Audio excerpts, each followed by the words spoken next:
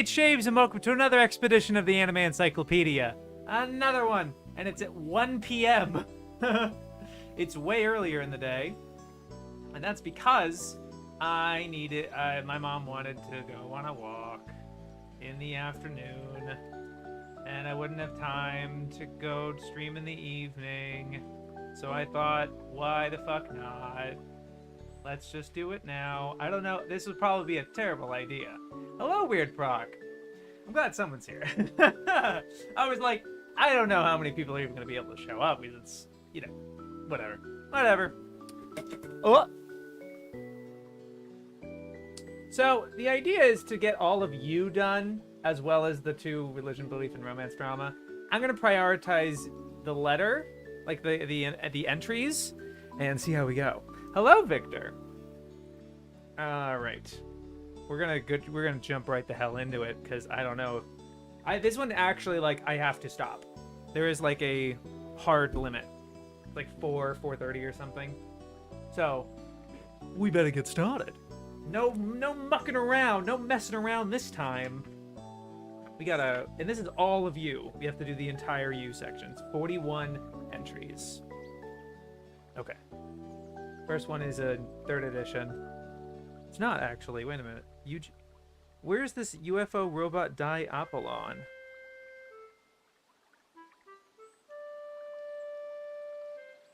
Already a mystery.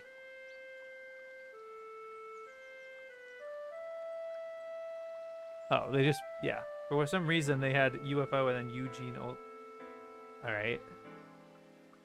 Yeah, there it is. They just moved it. Okay.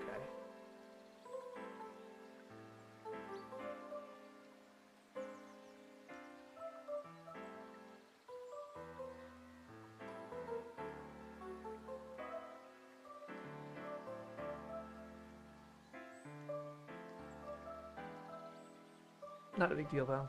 Alright, Eugene Brand. We're gonna go with that one first.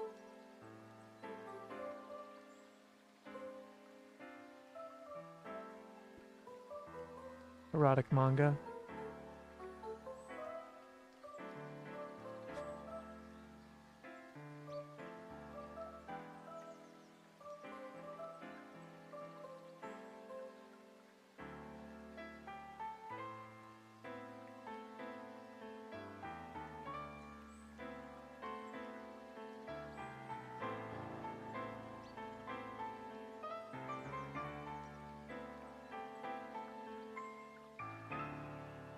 Okay.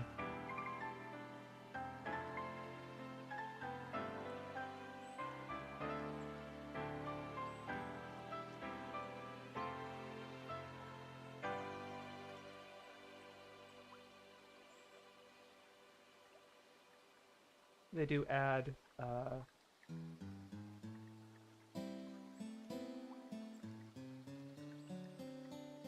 added, 2004 US re-release.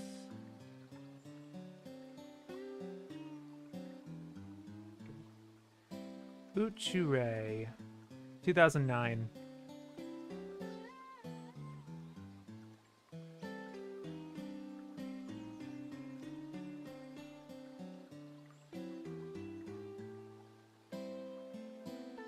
Comedic fun ensues.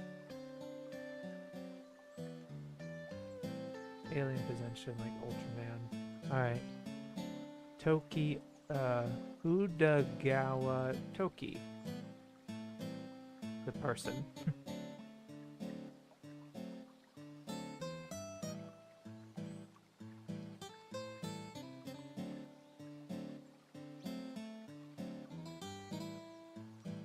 He's a puppeteer. Moved into anime by becoming the producer of a certain Cocoon Cafe. UFO robot Die Apollon.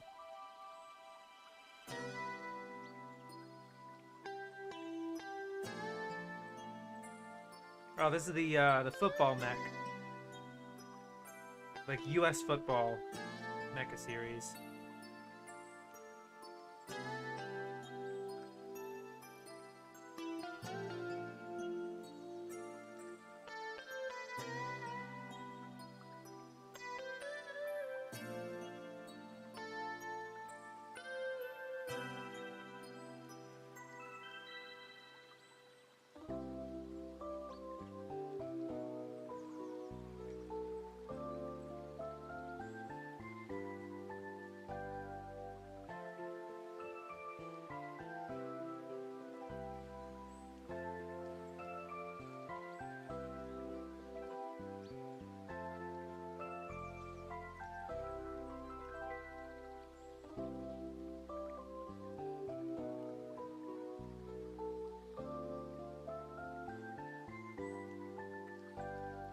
This was by the same author as Oishimbo. Really?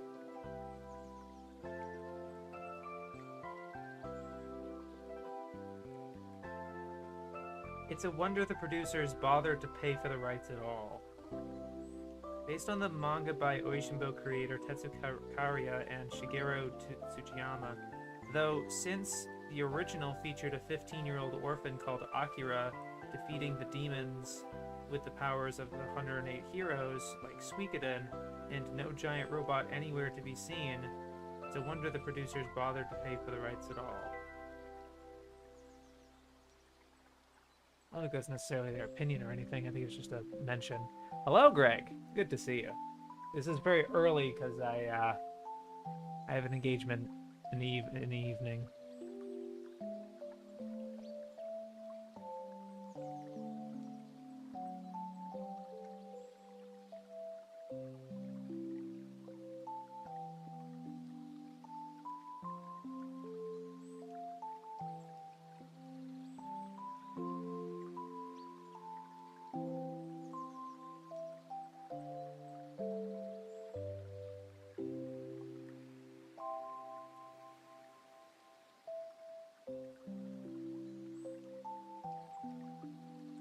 Okay, no change.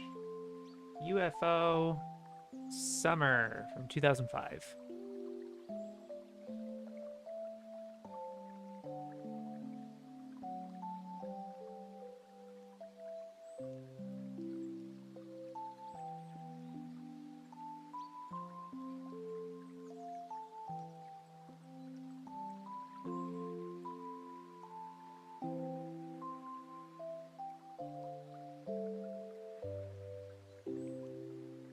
He must also contend with the predictable arrival of Iria at his school at the beginning of the new semester. While this might appear to have all the hallmarks of innumerable other anime, it doesn't. That seemed like its own plot. I don't know what they're talking about. So much sun in my face. Yeah. Yeah, it's okay. It's a little better. Not really. I finished Hardcatch Precure. Nice.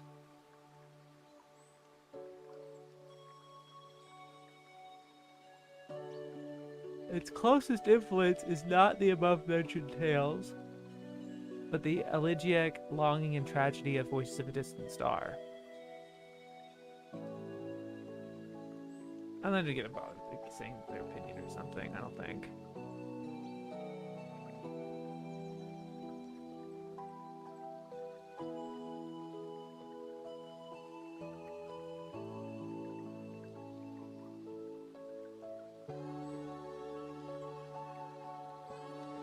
Yeah, actually, I think I might. Never mind. It's whatever. Fine. UFO. Oh man, what is their take on Iria? Oh, on Iria? It's more like a character named Iria in UFO Summer. Iria no Soru? Oh yeah, okay. So let me just describe. Let me read the whole thing. Sorry, I've just been really cryptic when I don't want to... I'm balancing saying things and whatever. Naoki Asaba is a withdrawn boy who likes watching the sky and daydreaming about UFOs. One summer night, he sneaks into his school's swimming pool and encounters a distant-seeming girl who claims to her name is Iria Kana. The two shyly become friends as Naoki teaches her to swim, but she is soon whisked away by stern-faced minders. Minders. Naoyuki begins to suspect, as does anyone who has seen Maho Romantic or Saikano, that Iria is part of a clandestine military project, fighting a secret war in parts unknown. But he must also contend with the predictable arrival of Iria at his school at the beginning of the new semester. But while this might appear to have all the hallmarks of innumerable other anime, not really. Like, I described that to you, and like, that's a couple. There's certainly some that kind of seem like that, but no. Its closest influence is not the above-mentioned tales, Maho Romantic or Saikano, but the elegiac longing and tragedy of Voices of a Distant Star. Based on a novel by Mitsuhito Akiyama. They made the Sekai connection. They probably did not actually use that word, no. Because they don't want to confuse their normie audience. Was UFO Baby under D for da da da? Let's see. Da da da.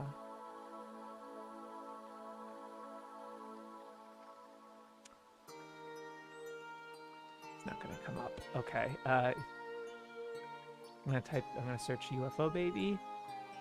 0 results for UFO Baby. I'm gonna do da exclamation point, da exclamation point, da exclamation point.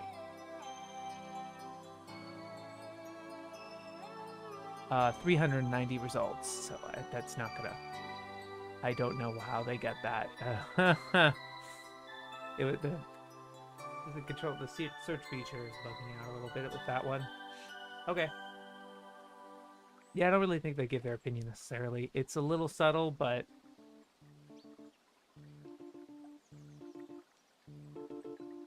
Or da da da, I guess, maybe.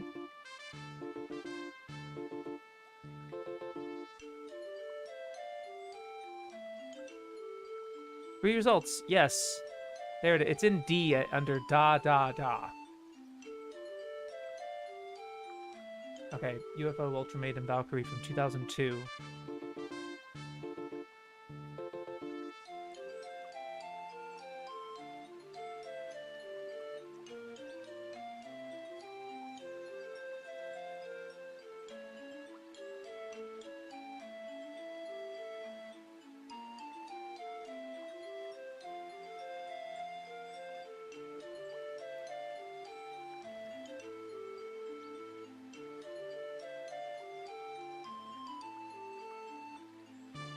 The similarities to Tenchi Muyo and Birdie the Mighty are obvious.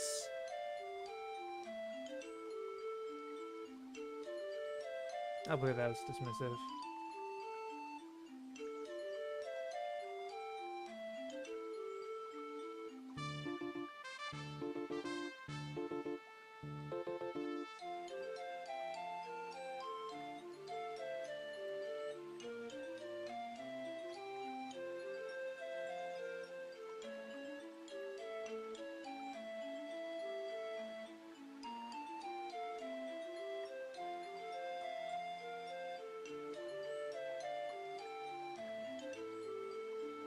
Our happy band of Tenchi clones got a video series.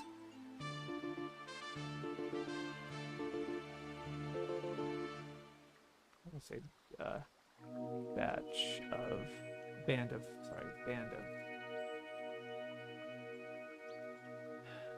Christ averted. Okay. It's good to see you, Aura Luna. Okay. Oh, girls. 2005.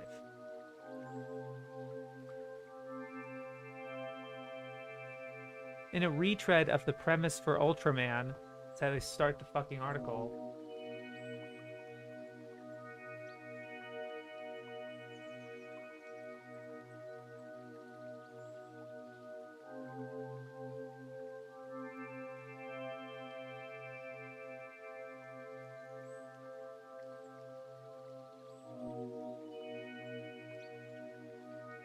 I'd understand them comparing it to like Yatsura, the originator of that type of rom-com anime, but comparing it to Tenchi seems odd.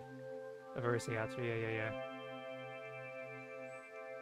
3 young girls decide that they want to get a closer look at one of the giant monsters that has been periodically attacking their city. They get what they wanted, only to be crushed to death by UFO Man, the giant superhero who has been protecting humanity from danger by battling the creatures. However, UFO Man is a kindly and public-spirited individual who brings the girls back from the dead on the condition that they agree to take over the task of saving the world. A sequel was originally hinted later the same year, although this is transformed into a mere audio drama. However, low-budget transformations form part of the appeal of this series, which cheekily makes a comedy virtue out of ever-decreasing funding for animation. Whereas old school anime often used transformation sequences to recycle footage, Ultimate Girls does not even go that far, instead showing a picture of the city from a distance, an arrow pointing to the street where one of the girls is transforming, and a thermometer-style horizontal menu, as if a file is downloading, with the message, "Please wait." Meanwhile, it even finds a new excuse for cheesecake, since the girls' embarrassment of losing their clothes is what powers the release of their destructive energies. At least that is how things are supposed to work, except team member Tsugumi is such an exhibitionist that she rarely gets embarrassed enough to generate any monster-destroying energy of her own. I think they actually do give a positive compliment, though.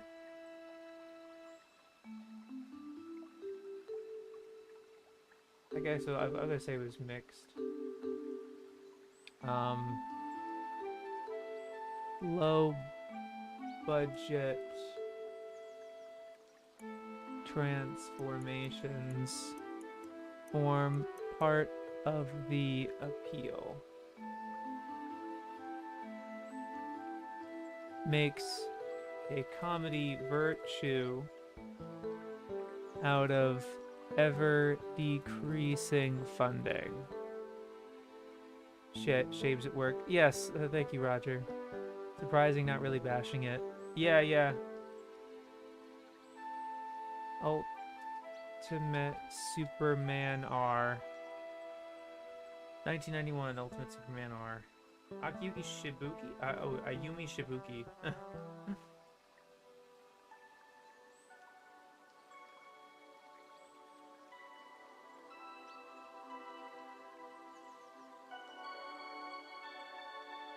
Okay.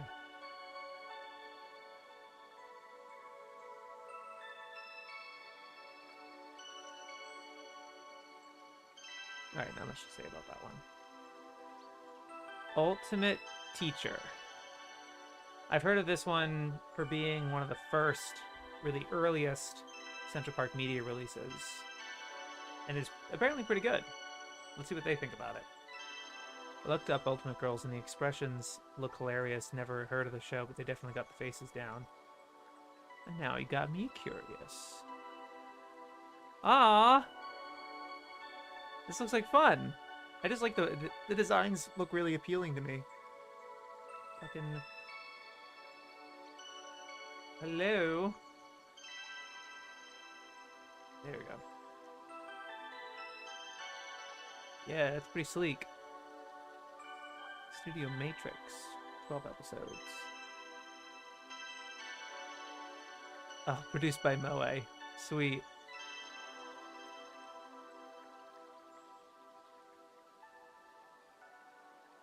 So they didn't call Kinnikuman Ultimate Muscle. No, I mean... No, well, yeah, Ultimate Teacher, Ultra B, Ultramania, Ultraman. Guess not, yeah. It is interesting. Probably a good point to make about, Ultimate Muscle. I'm just gonna search Control F Ultimate Muscle. 3 results. Kinnikuman Ultimate Muscle. That's how they put it as. It's in K, and it's Kinnikuman : Ultimate Muscle. Ultimate. It's good. That's not worth rewatching. Oh, that's the show where the OP is White Heat. I talked about Ultimate Girls in my Moe vid from 2016, but I wish I had given it more of a chance. Ultimate Teacher.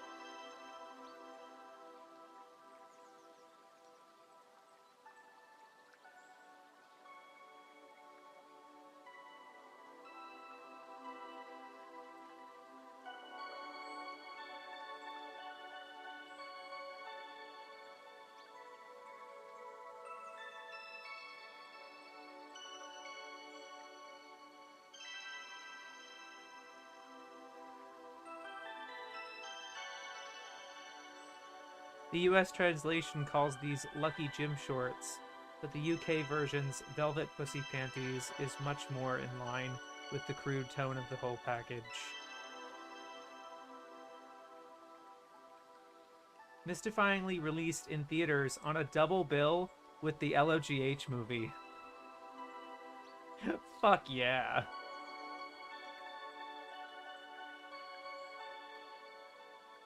No opinion.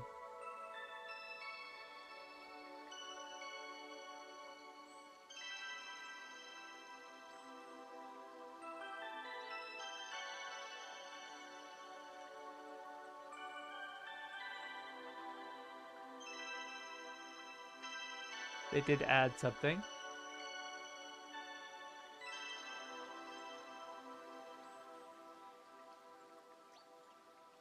The video was released as just plain Ultimate Teacher without its "the" in the UK, although probably only anime encyclopedists and their proofreaders are liable to know or care.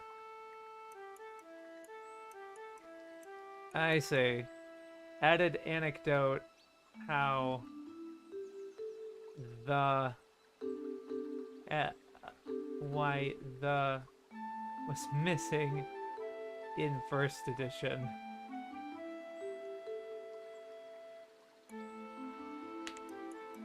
That's actually a pretty good self-insert quote.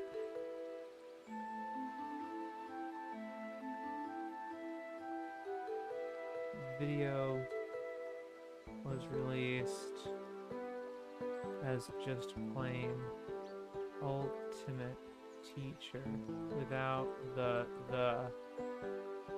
in the UK, although probably only anime encyclopedists and their proofreaders are liable to know or care. Like, I wouldn't even put that down. I see Ultimate Teacher there, and then I do see that they put the Ultimate Teacher, but like, I just would, that's such a small minor nip thing. But that does go show of like how much they're paying attention and caring about this project, which just makes all of their baffling choices all the more baffling.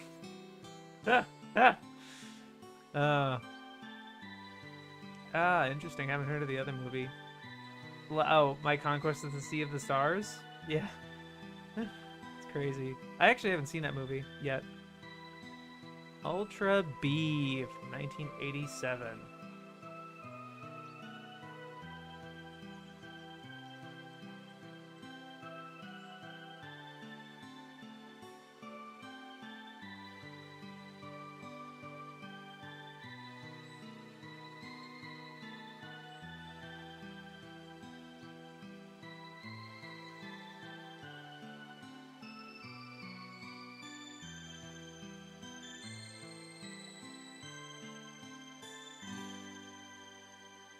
Its appearance in a glorified vanity publication, perhaps explaining the tiredness of the idea.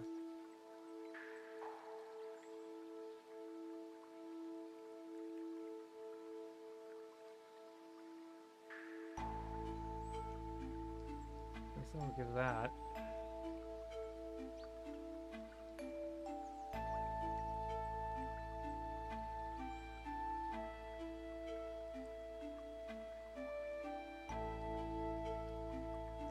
They cut that! Holy... Oh, no, they moved it. They just moved it to the end of the section. Unbelievable.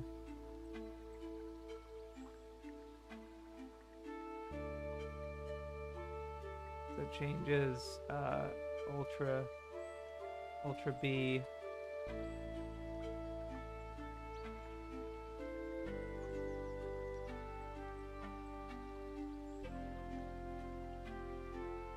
Formerly have Fujio Duo. Rearrange bits. Yeah. To condense it better.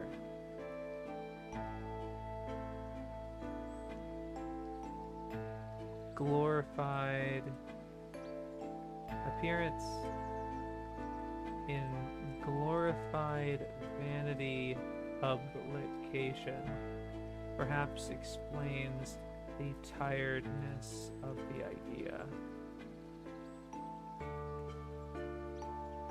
Okay. Ultra Grain. Oh, sorry. Gran. 1982.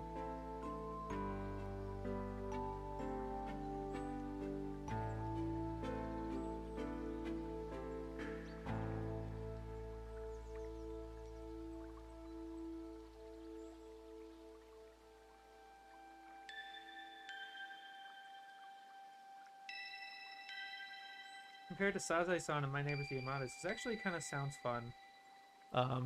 70-year-old Granny Hito Tsuboshi acts like a teenager and cares nothing about the effect her quick tongue and accident-prone nature have on those around her. Her crazy schemes create chaos for her family, which includes hard-pressed salaryman Eitaro, exam-obsessed mother Kinuko, consumptive grandson Kenichi, toddler Totome, and Antonio the local tramp, based on a gag manga by Meme Akutagawa. That's a strange screenshot for it. This is what ANN has. Kind of interesting.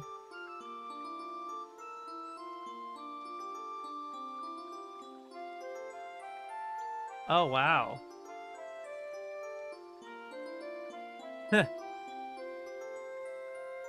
That's interesting. It's another one of these series that, like, we know very next to nothing about. It's incredible how many of these anime I'm picking up that, like, the premise sounds really interesting, and then they all kind of look like this. Do you know what I mean? I feel like we keep clicking, we keep, like, finding specific stuff like this that's just, like, interesting. I don't know. I'm now interested in that one. Hito Tsuboshi K no Ultra Ba San. Alright. Ultra Maniac 2003. Reminds me of that Akuno Gundam show from 2017. Oh yeah. Nina is in line for the title.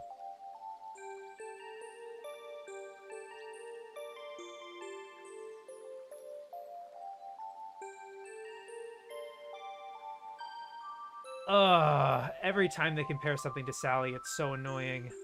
It's so annoying and wrong. Nina is in line for the title of Princess of the Magic Kingdom. To qualify for consideration, she and her transforming talking cat Rio have to travel to Earth to improve her magic skills in the sorcerously self-improving manner of Little Witch Sally and Kiki's Delivery Service.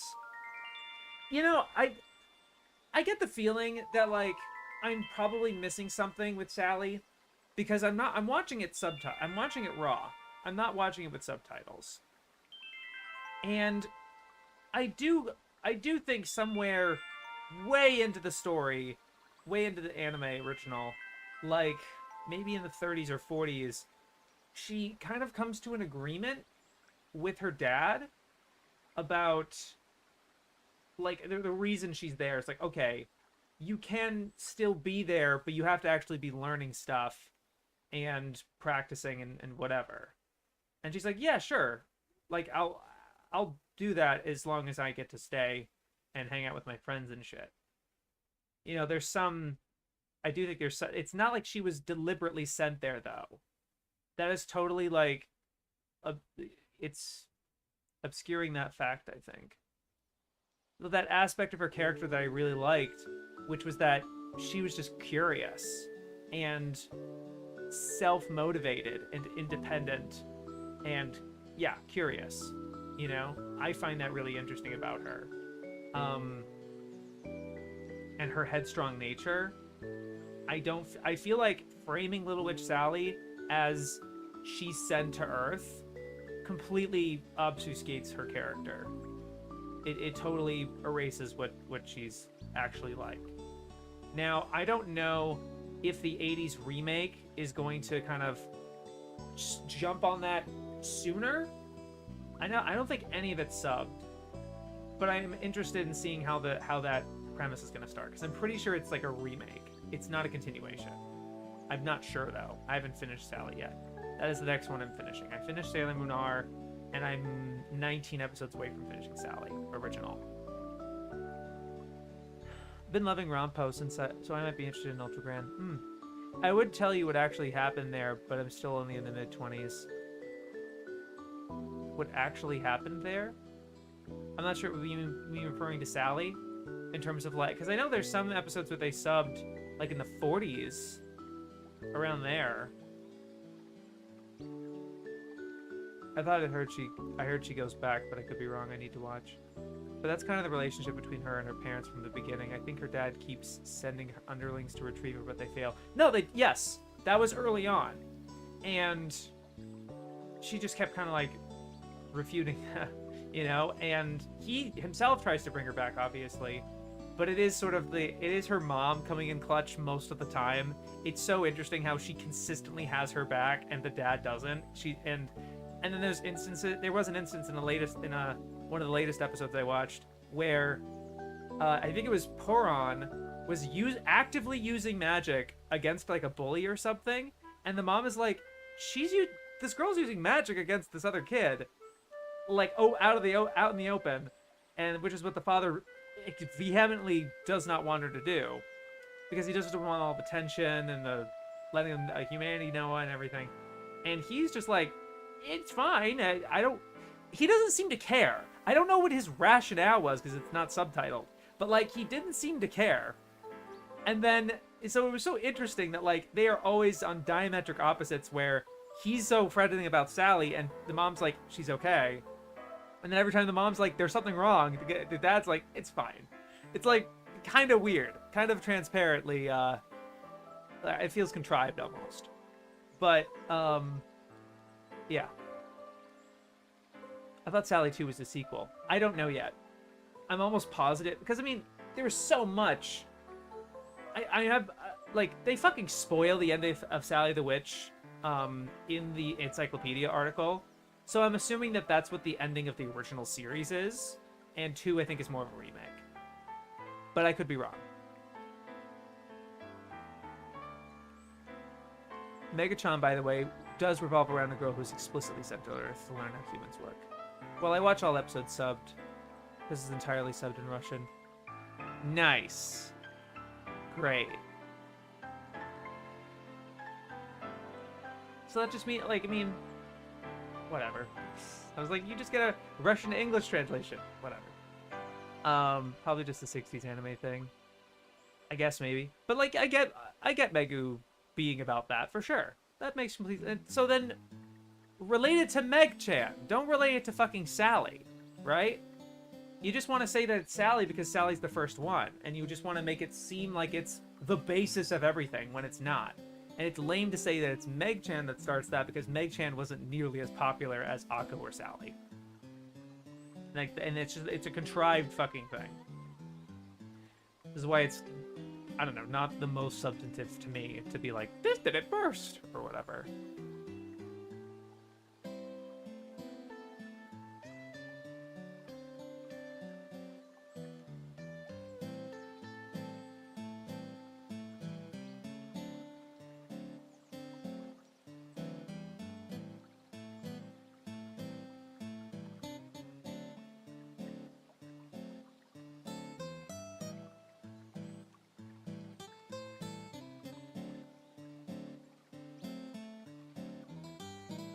This appears to be a magical girl show, but it deviates from the classic canon by making the magical girl second lead in the style of I-chan the Ninja.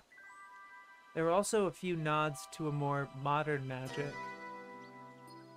Nina doesn't have a wand or bracelet, but a sentient PDA that she plugs into a treasure casket to work her spells. Her aim in the TV series is to retrieve 5 magical stones, although once she achieves this, she realizes, like bewitched Agnes... Yeah, it sounds like they spoil it.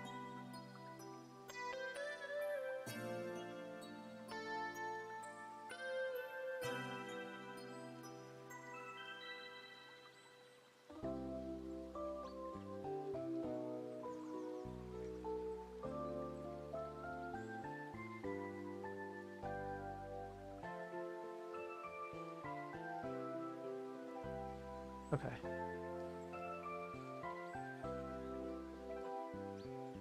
I am interested in Ultramaniac though. That seems very 2000s but quintessential. But I've never really had it on my radar. It doesn't even look like a Magic World series, to be honest with you. That's really interesting. I just like how this looks and be like, yeah, it's not like it's a little unconventional in that regard. Yeah, there's an OVA and then a 2-core anime.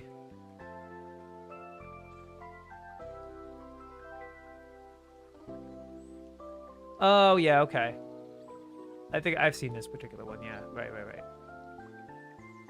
That's neat. That's neat.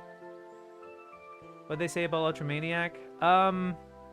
They didn't really give their opinion, but one thing that I was a little annoyed about, Avi, is once again nothing to do with Ultramaniac, but with Sally, because they're just like, to qualify for consideration, she and her transforming talking cat Rio have to travel to Earth to improve her magic skills in the sorcerously self-improving manner of Little Witch Sally and Kiki's Delivery Service. And I just kind of went on a little tangent about Sally. That it's really disingenuous and misleading to boil it down to that when that's not how it fucking goes. And that's actually going to be in my video, like explicitly talking about that. Yeah, it is from the author of Mario the Boy. Really interesting. They do mention that. By the way, if I may ask, what was the Romanized Japanese name for Ultra Gran? It's this right here. Hitotsuboshi K no Ultra Boson. I keep getting Dragon Ball stuff for searches. Yeah. Alright. Ultra Man. Ultra Man.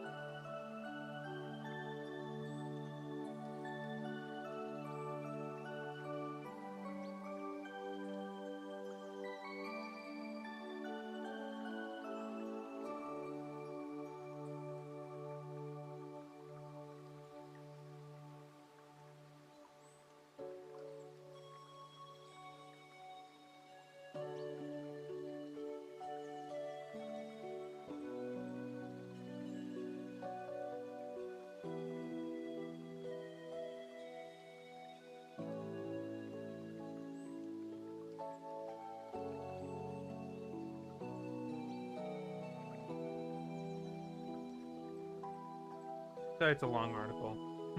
And I don't want to spend a ton of time with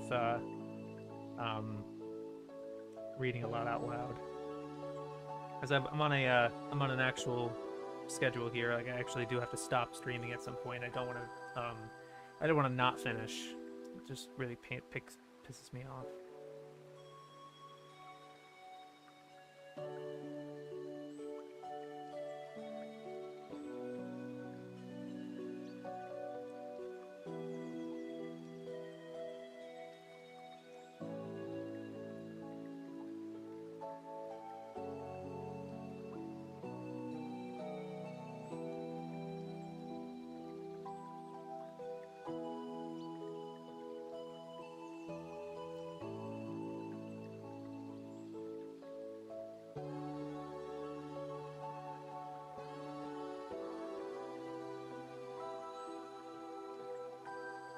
They have not given their opinions so far.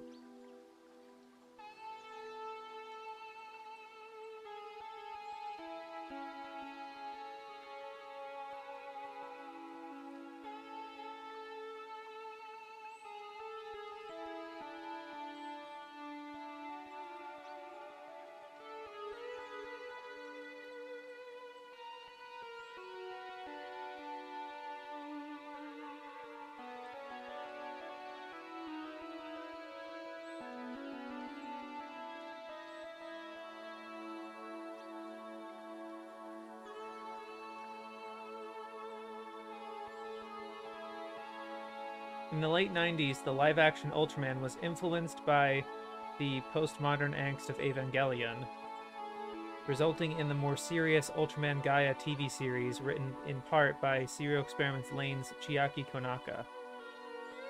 I think I'm not going to mention the Evas. Okay. You know, it goes both ways, right? Oh, well.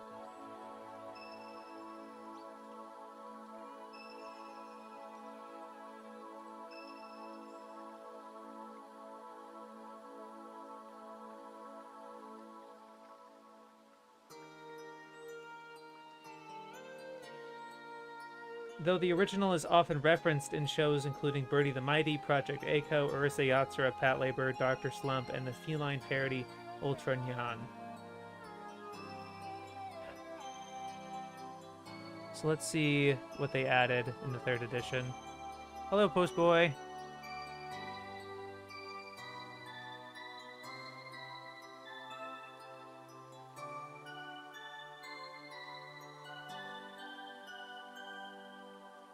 Is the Ultimate Show the same? Was animated the same? Yeah, it's the 1979. But there's a couple other spin-offs, like some anime movies as well.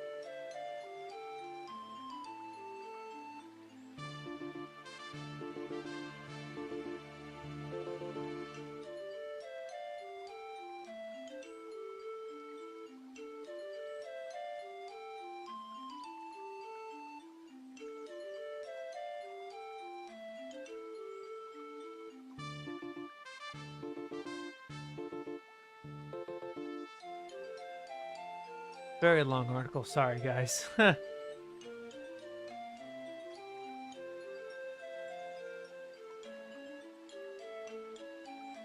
if you want me to, if you are curious or hearing about it, let me know. But I don't think I need to really.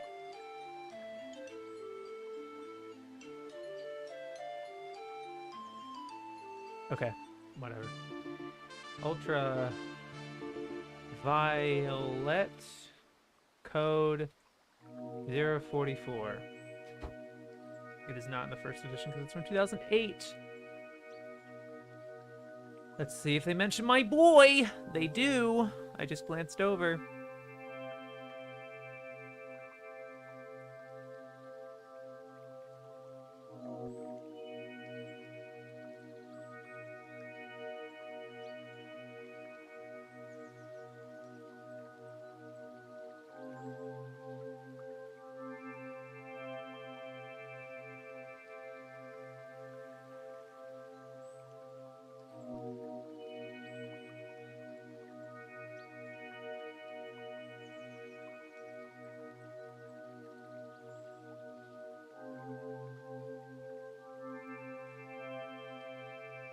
Romy Park plays the title with aplomb.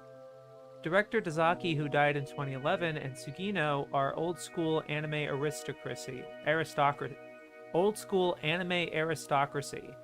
They were both still in their teens when Astro Boy hit Japan's small screens, part of the young cohort working for Osamu Tezuka at his new studio and making up the rules of TV anime as they went along. Weird way to put it. Tezuka Productions, the studio they joined more than half a century ago, is still active and gets an animation assistant credit. The mix of Dazaki, Sugino, and Madhouse produces a curious hybrid. Does it? You know Dazaki worked at Madhouse, right? I don't think I don't think the original Ace was Madhouse, but I believe that was TMS. I think that was. Hold on.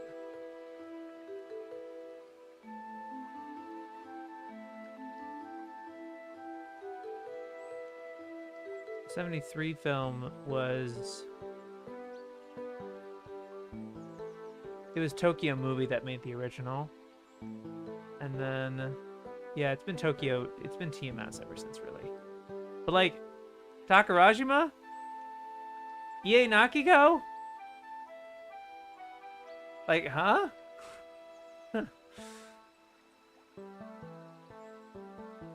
A curious hybrid, old-fashioned in the positive sense of the term. The series is redolent of the 80s when the world was heading for a cyberpunk future, and shows like Bubblegum Crisis, all hot chicks and with sexy armor, ruled the airwaves. It doesn't offer anything new, but it's solidly entertaining. I get a mix.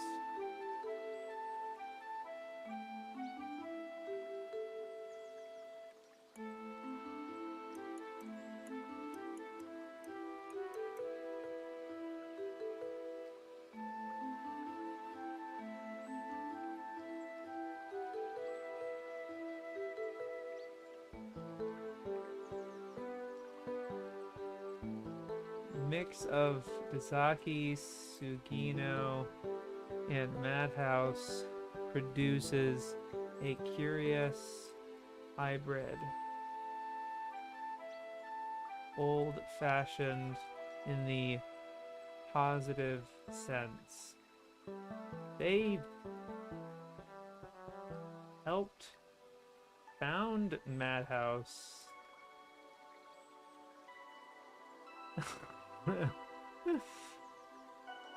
Ie Nakiko, Takarajima, Manga Sekai.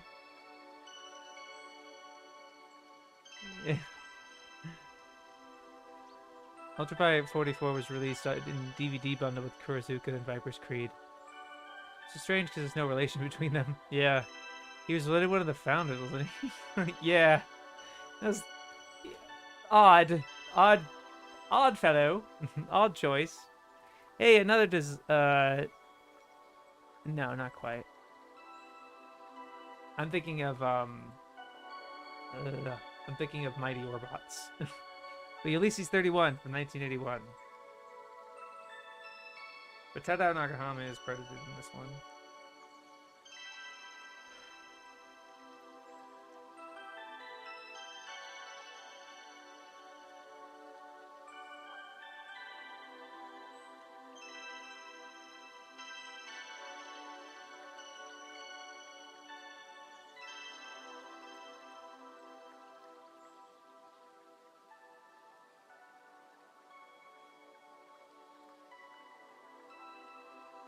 Ridiculously contrived sci-fi reworking of Homer's Odyssey.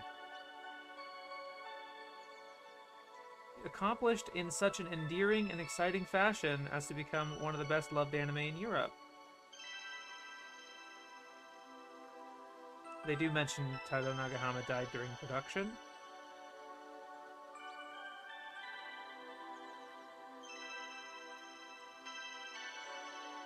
Producer John Chalopin would return with the equally memorable Mysterious Cities of Gold before his output sank into the financially lucrative but creatively impoverished doldrums of the toy tie-ins Rainbow Bright and Care Bears. He next surfaced in the anime world when his studio Deke provided the English dub for Sailor Moon. The basis of the story has hardly changed, except that Telemachus accompanies our hero, rather than staying home to fight off his mother Penelope's suitors, as he did in the original. The addition of new characters doesn't jar. There are so many fantastic beings in the story already that a sweet alien telepath and an annoying robot with an appetite for metal fit right in. The design team makes the best of what it has. His version of Araki's version of Ulysses had to be toned down by Darius at a final approved approval stage.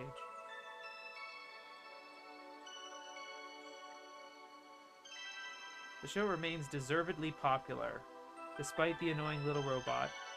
Most notable among its many achievements, a Homeric episode in which the SF Ulysses travels back in time to meet the Greek original. For this episode alone, Ulysses 31 is an anime classic. Yeah, I'll give it a positive then. Even though they start their thing with fucking one of the most contrived fucking okay. Remains an anime classic. A ridiculously contrived sci-fi rework of Odyssey, accomplished in such an endearing and exciting fashion. What did they say that's contrived? That's pretty much all they say, that it's ridiculously contrived sci-fi reworking of Homer's Odyssey, accomplished in such an endearing and exciting fashion to become one of the best loved anime in Europe. They don't really explain why it's contrived, but okay.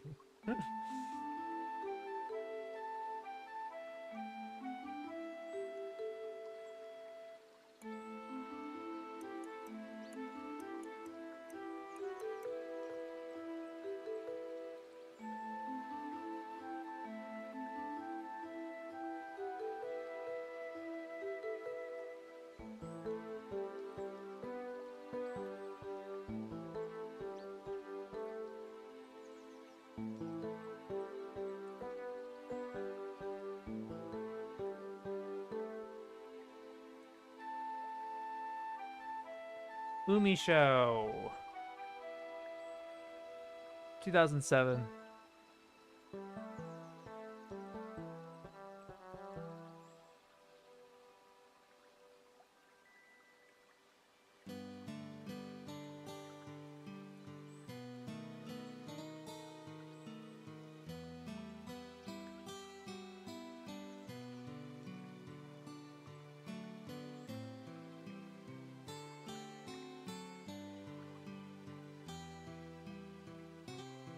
A story and characters constructed from the high school hentai cliche kit, spiced with nudity and fan service and leavened with goofy humor, make this a predictable, brainless offering.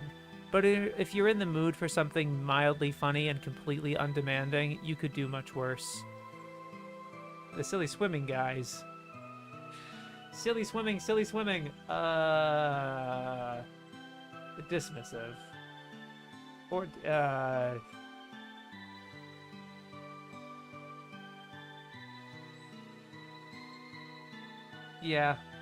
No.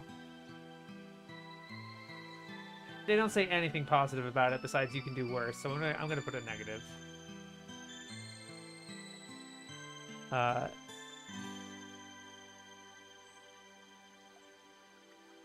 Constructed from the high school hentai cliche kit. Predictable, brainless offering. Actually, they do say mildly funny and completely undemanding. I will give it a mixed.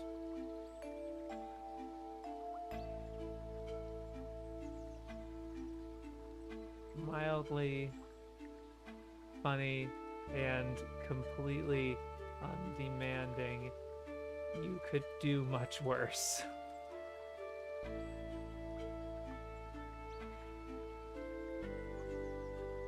I think I remember liking Umi Show. They didn't mention the swimming competitions. That was an important part of the series. Ushi and Toro soon, I think. Yeah. I don't know, sounds more dismissive to me because you could do worse.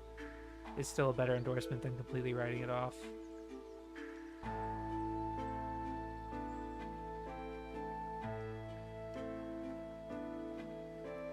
I think the fact that they bring up positive points about it being mildly funny and completely undemanding.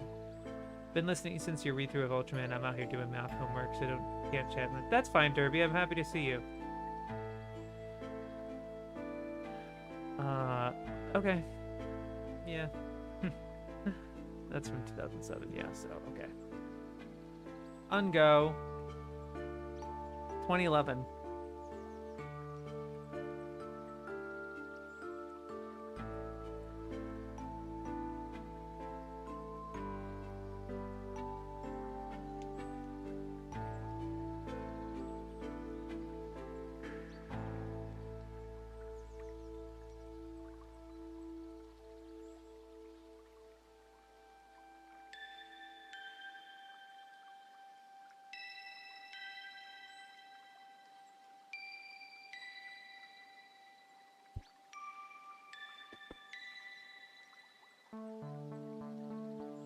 Ungo is an entertaining show with plenty of intriguing ideas. Inga's take on vampirism and the nature of its deal with Shinjuro are prime examples, but it falls frustratingly short of its promise. The crimes themselves are spectacularly well conceived, original, and often with powerful emotional impact, but they are generally underdeveloped. The relationship between the two detectives, almost that of Holmes and the hapless Inspector Lestrade, from Lestrade's point of view, is also frustratingly underused. Nevertheless, there's enough interest to keep all but the pickiest mystery fan involved, and the supernatural get-out-of-jail card isn't overused. Bones animates the show superbly with slick cinematic values that keep the show moving like a beautifully staged ballet. Every frame has something of interest, repaying repeated watching. The elegant designs and backgrounds in Shihoko Nakayama's well-chosen color palette create a creepily credible world, with old-school touches like the masked villains reminding us that this may be the future, but it's strongly rooted in the past. The story is based on the work of Japanese novelist and essayist.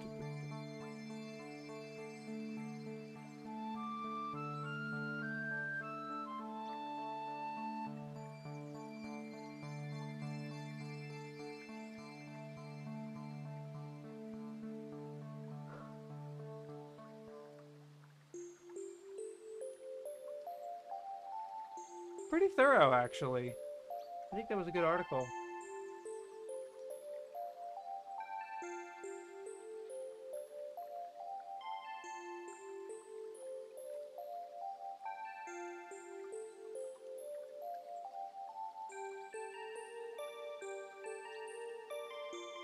Unirritating?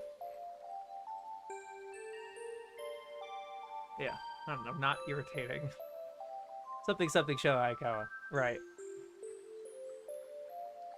Yeah. Did they not watch the Inga Ron film? They just mentioned that a movie prequel premiered in November 2011. Yeah. If that's what you're referring to. I'd say that was mixed.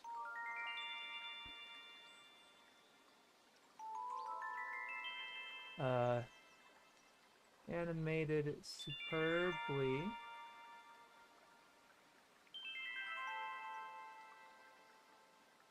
Enough interest to keep all but the pickiest mystery fan involved.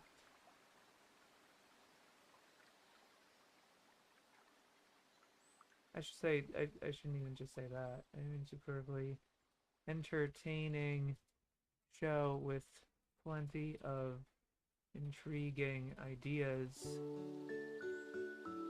Falls frustratingly short of its promise.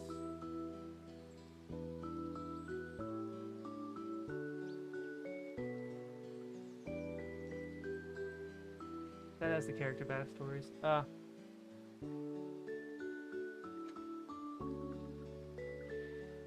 Unchallengeable Rider G7 from 1980.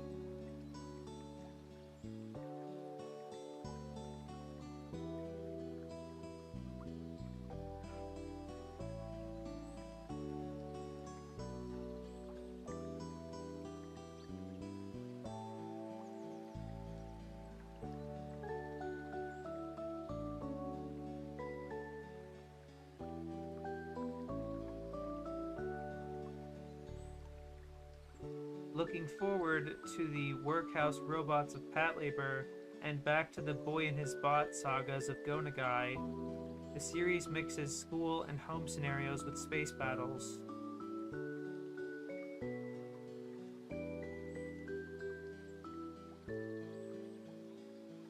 Compared to John Stanley's American comic O.G. Whiz, which similarly featured a boy dragged away from school and forced to play with expensive super toys.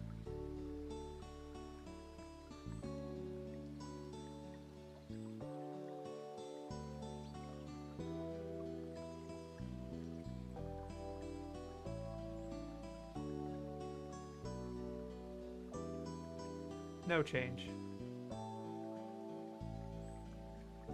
Undersea Encounter. 1981.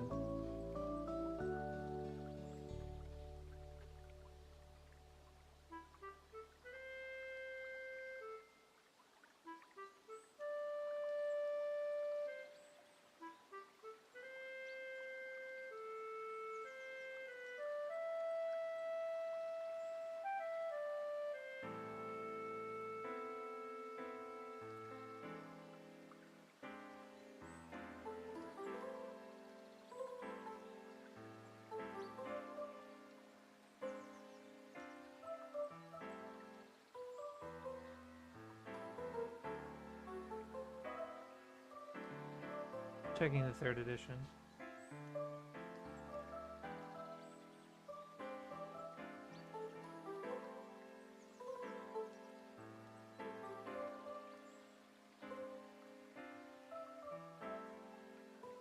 No change. Unico. Greetings, Mr. Shapes. Hello, Elite Ari. Good to see you.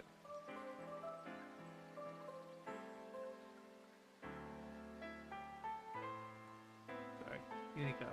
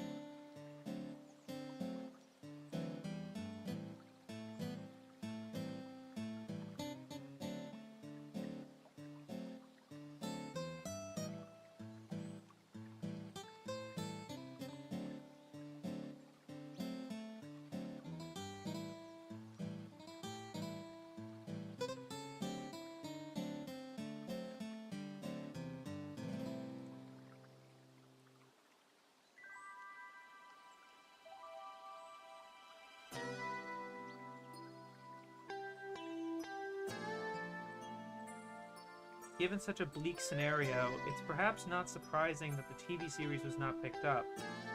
But the movies, whose art style is not the same as the pilot episode, have acquired their own overseas following thanks to US video release, compared to similar Sanrio-sponsored Misery in Ringing Bell.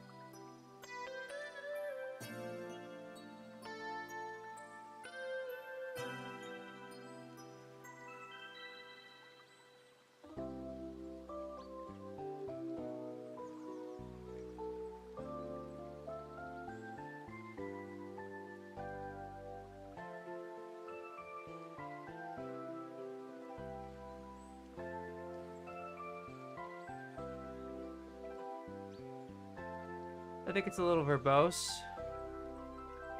with just like a lot of plot synopsis, but it doesn't spoil anything.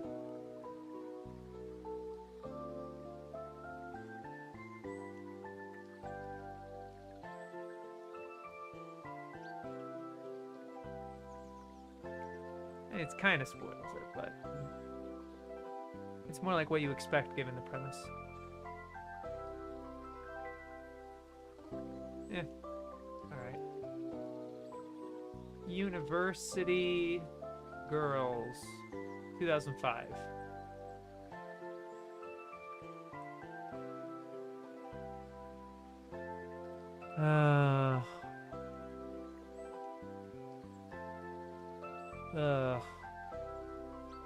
Porn. Next.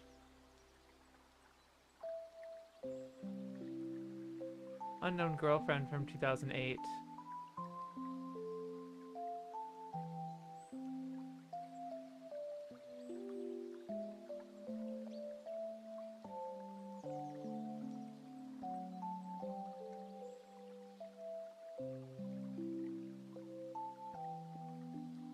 This is just the beginning of an avalanche of cliches, more than enough to engulf a better show than this one. Shows like Hare and Goo can handle cliches and make them part of the humor. That doesn't happen here. The show is just as packed with nods and winks to older fanboy audience as it is with cliches. Costumes from Evangelion and La Blue Girl, references to Fooly Cooly and Street Fighter 2, lines from Soul Eater, plus a parody of classic Halloween movies, and few frames of footage from another anime that might keep you awake. The show came out the same year as Soul Eater. Is this Kameko Deluxe? Yes, it is. Kameko DX. Kameko Deluxe. Yeah. That's strange to me. The show came out October 2008, and Soul Eater came out spring 2008. It was still airing. How does it have lines from Soul Eater? Did they come from the same magazine?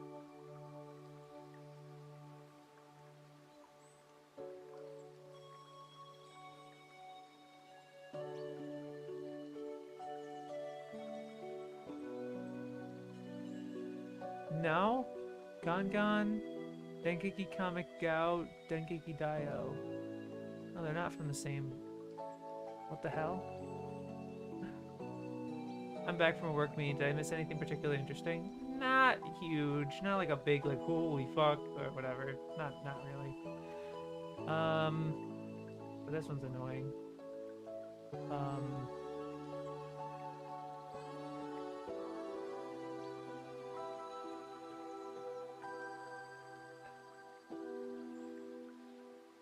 Just the beginning of an avalanche of cliches.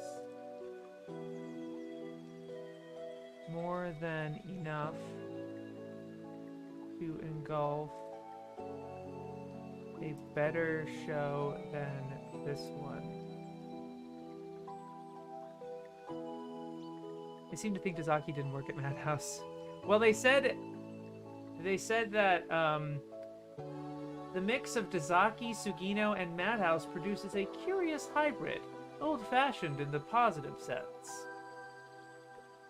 Don't seem to realize that he helped found Madhouse and worked on several of their early releases. Strange. But not a huge fucking thing, whatever. Alright. Bunko-san Junjoha from 2010.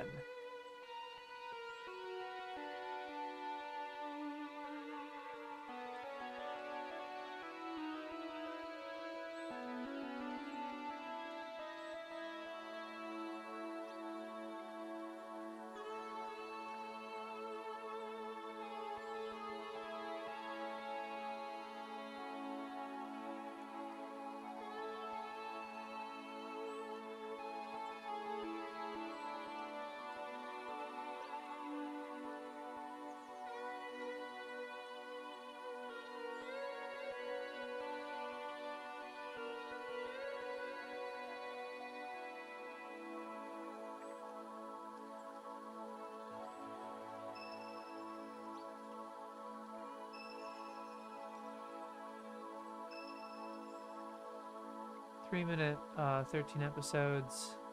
It is like sentient poops. And they don't even really go hard on that at all. They don't make any like big sly dig on it at all. They really just, yeah. These little turds were widely merchandised as part of a trend for jokey good luck mascots. They actually don't have anything much to say about it.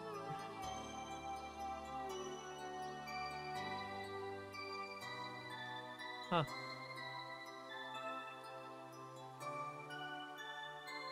No staff listed, really. There's like nothing listed for this, really, actually.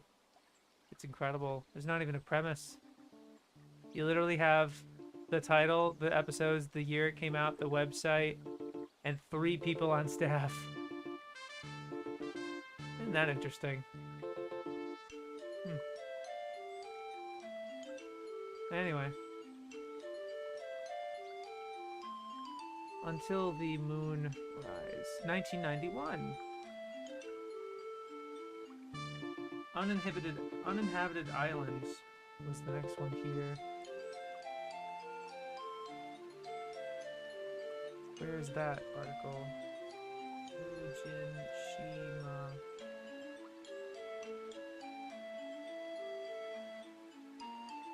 No, I controlled F and it's not there.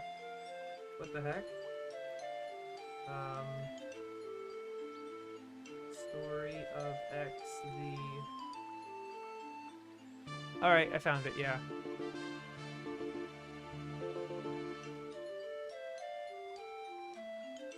The Desert Island Story X from 1998. The Uninhabited Island. Do I have that change listed somewhere? In the, what am I looking for? Sorry. Desert.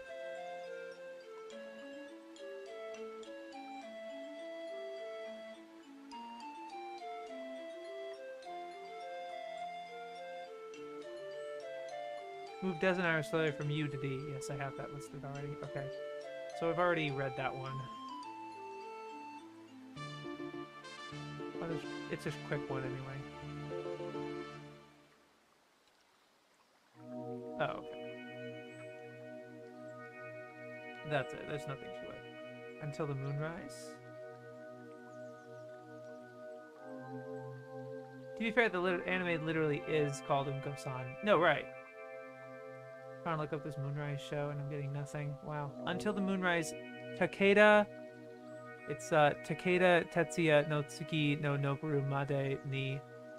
I'll put it in chat. Takeda Tetsuya no Tsuki ga Noboru Made ni.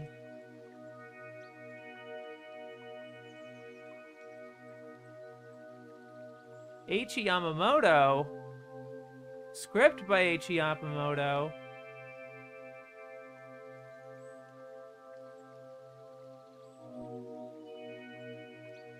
That sounds great. It's a very tiny article, though. A father and daughter in Japan climb to the top of a ridge to watch the moon rise. As they wait, an old man tells them his story, an adaptation of Tetsuya Takeda's story about the relationship between a Japanese child and an American soldier.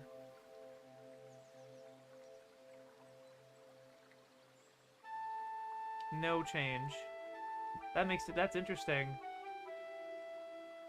Now interested in, Until the Moon Rise. Eiichi Yamamoto. Oh, this one.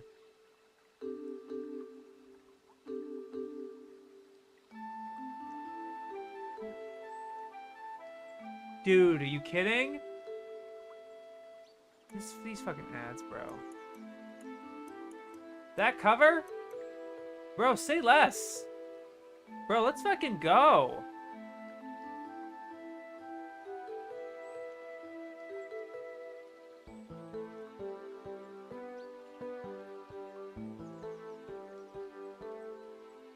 Well, I gotta put it on YouTube.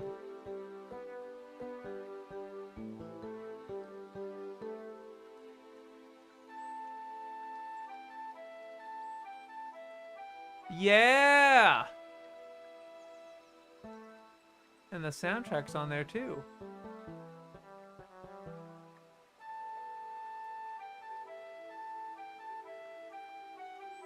Cool. Interested. Lamau, the only review starts with, "This may look like a drunken article." This may looks like a drunken article. Yikes. Oh well. Until the Undersea City. 1969? Yeah, 1969.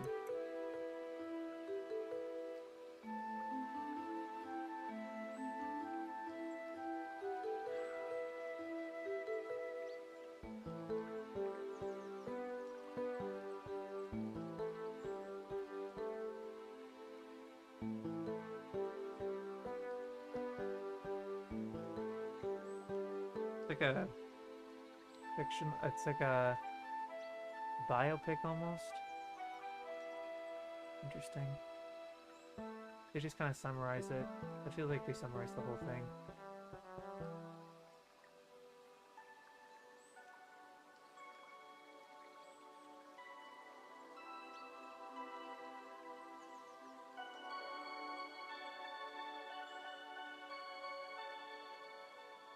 Katsuhiko Urahata. He's a writer. Okay, that's it. Very short. Like 2 sentences. Urban Square from 1985.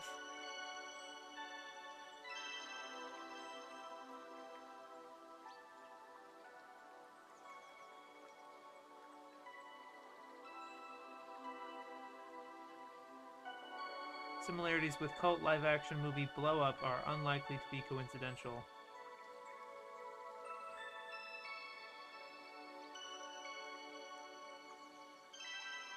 Right.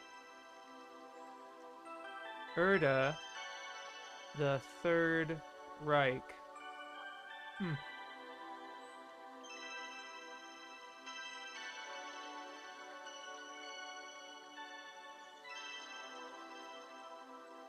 A hackneyed concept in science fiction, but one that achieved new prominence in Asia with the release of the Korean-Japanese alternate history movie 2009 Lost Memories.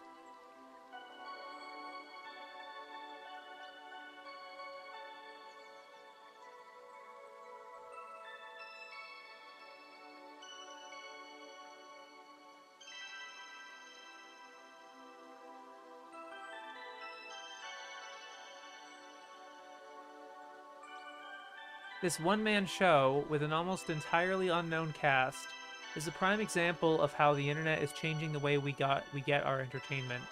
Made in CGI, but intended to look like full cell animation, its only link with the anime establishment is the presence of designer, producer, and director Watanabe, who also has a background in CGI, but is here credited with the design of the vehicles. The short format works well for streaming and new platforms like mobile phones, but it takes a very skillful director to do anything other than make eye candy in such a restricted time slot. A generation with its attention span attuned to MTV is unlikely to worry about such details as depth of character and plot development. A generation with its attention span attuned to MTV is unlikely to worry about such details as depth of character and plot development. But those who love anime for the freedom it gives the writer have legitimate cause for concern and may be reassured by this confident debut, which packs a lot into its tiny parcels.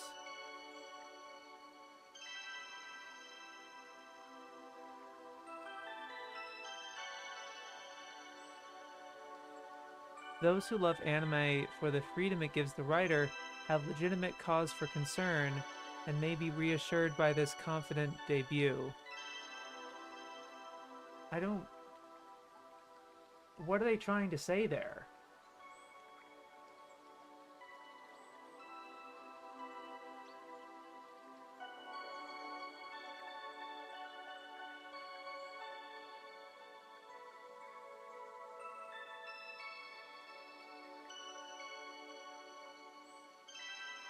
reassured of their concerns of the freedom.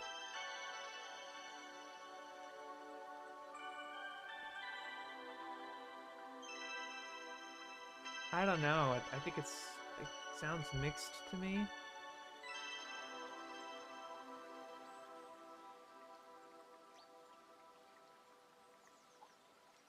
Those who love anime for the freedom it gives the writer, more so than the writer, I would say, have legitimate cause for concern and may be reassured by this confident debut, which packs a lot into its tiny parcels. What are we concerned about? I really don't know. I don't know what they're talking about. It's... Huh? But also, I will put down that, like, MTV comment.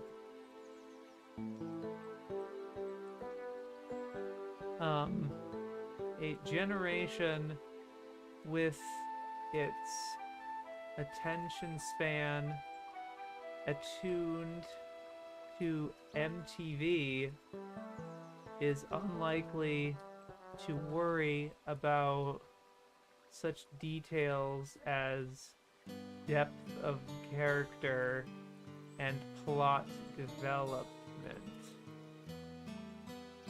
Okay, Boomer, I think is a good response, as Hayden said. Okay. Uri Pen. Animal Rescue League. From 1974.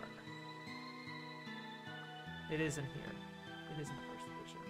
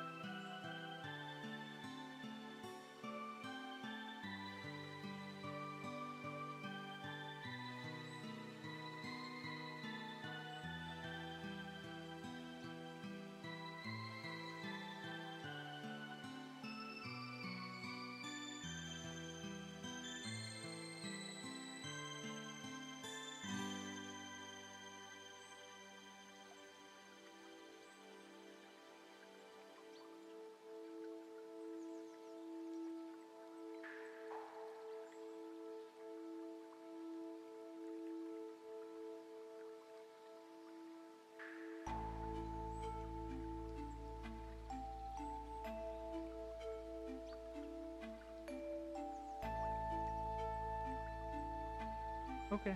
I don't have much else to say about it.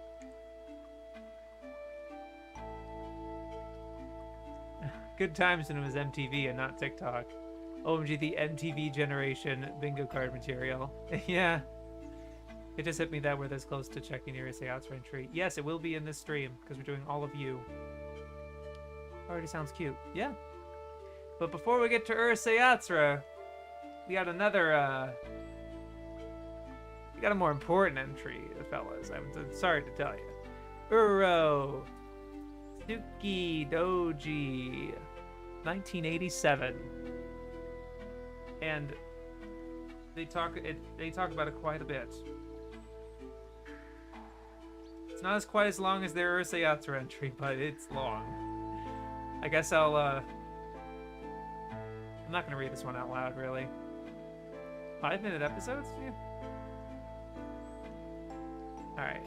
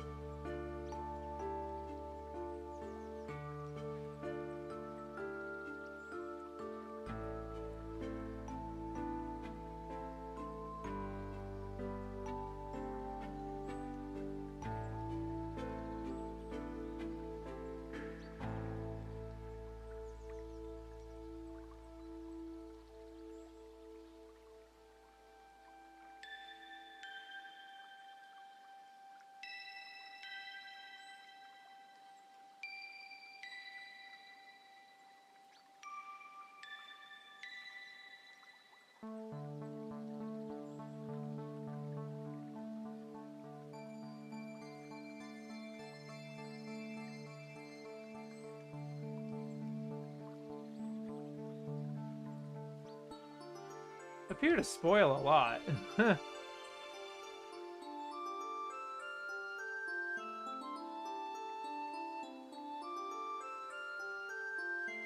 Deaths. The ending. Don't think I've heard of this. Uratsuki Doji? Haven't heard of it? Woo! Uratsuki Doji is crazy. Yeah. Yeah. I'll link you the AMV that Zen Huxtable made for me using Uratsuki Doji for my AMV project. Let me just find it real quick. Yeah.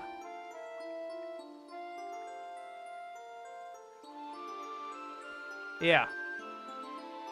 And Zen intentionally used pretty poor quality footage, but there is a Blu-ray, like, it is in it exists in Blu-ray quality.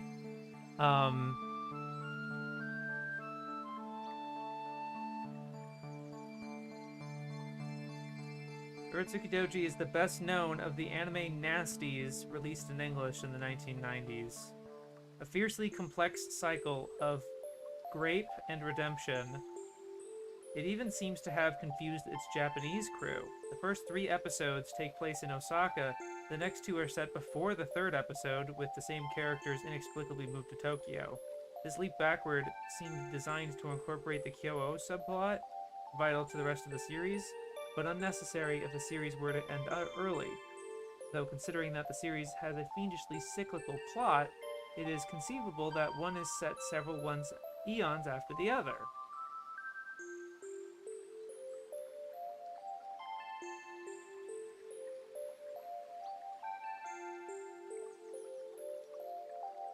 First 5-part video series was edited into 2 movies, Legend of the Overfiend and Legend of the Demon Womb.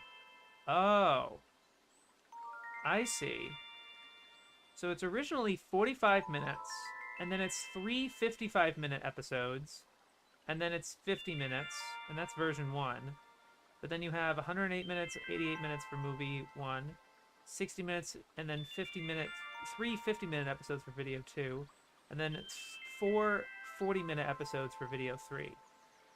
That's very confusing. From my familiar with, it's 4 movies, I believe. I think another Discord server streamed this recently, but I wasn't interested. Fair. Very fair.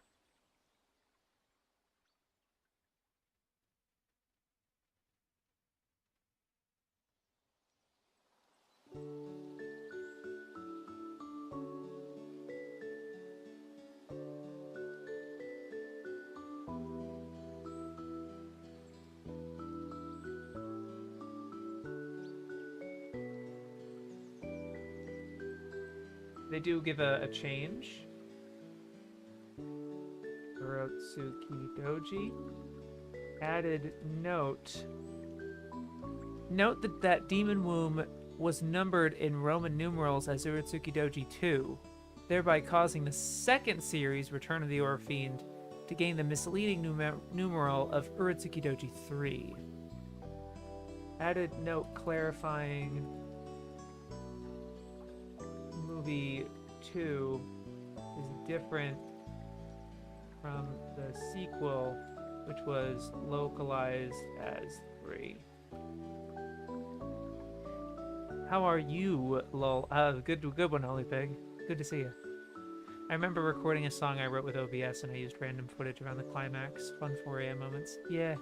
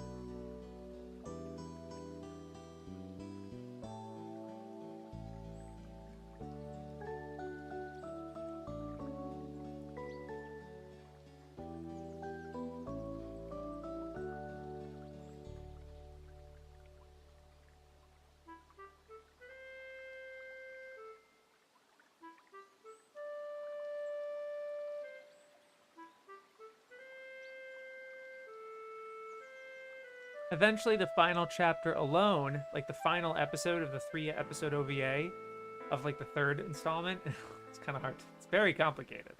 Was permitted a release in 2001. The British DVD sheepishly includes the scripts of the banned episodes to compensate. Ah!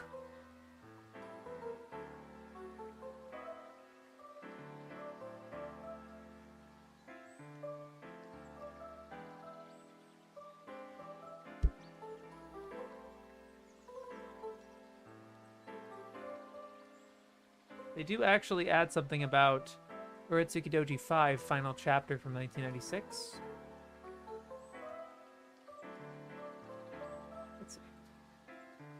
Added mention of V, which was unfinished.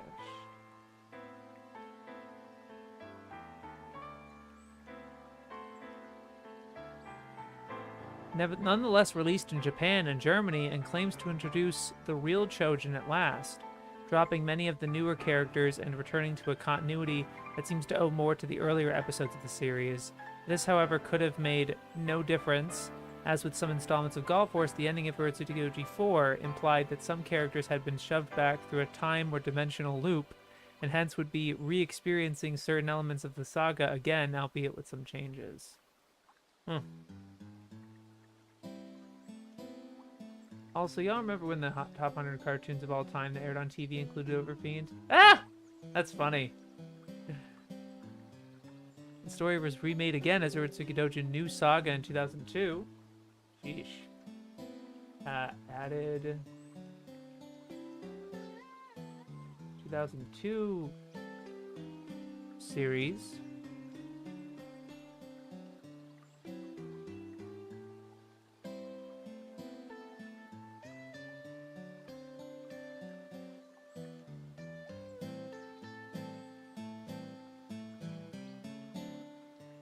All right, now we're back to the first edition.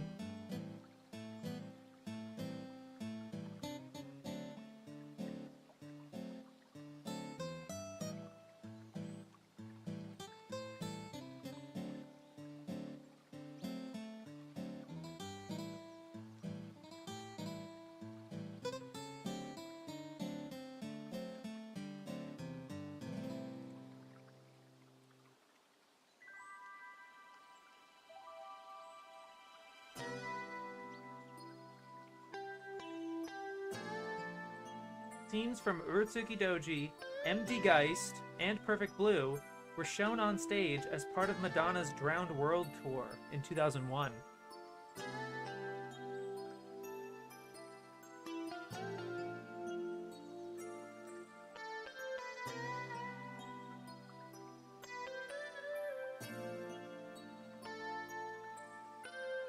No change otherwise. There's more that. There's that change, but yeah. They don't really give an opinion, though. They give they say it's the best known of the anime nasties. Fiercely complex cycle of grape and redemption. Yeah, they don't really give much of an opinion, though. Boggles my mind Kitazume was doing this around the same time as Char's counterattack. Yeah, what crazy times.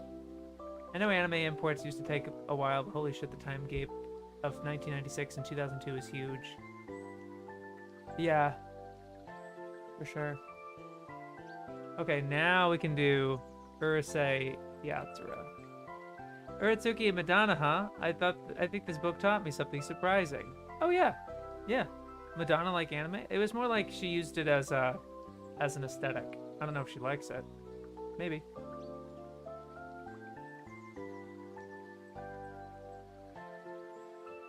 Boom, boom, boom, boom. Just checking some stuff.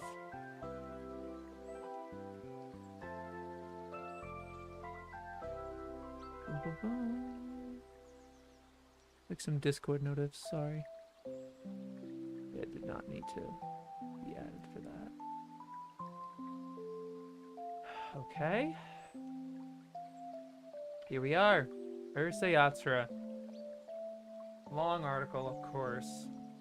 Let's see if they give their opinion about it. All I will say is Uro had some rad as heck monster designs. I think the fact that they could go to those places with the monsters actually helped the uniqueness. Be interesting to see if they have it. We'll see. Okay, we're doing all right for time. Okay for time, but we're gonna cut it kind of close. I'm really gonna try to run this through. We'll run it up. The alien Oni race decide to invade Earth, but offer to leave if Earth's champion can defeat theirs at a game of tag. But the randomly selected Earth champion is Achiro Moriboshi, a hapless Japanese teenage lecher. Racing the beautiful Princess Lum, Achiro tricks her by stealing her bikini top and wins the game. Earth is saved, but he has gained an alien fiancé living in this closet. She may be sexy, but she has the power to electrocute him if he goes near another girl, and is fiercely jealous of his many love interests, including his Earth girl paramour, Shinobu.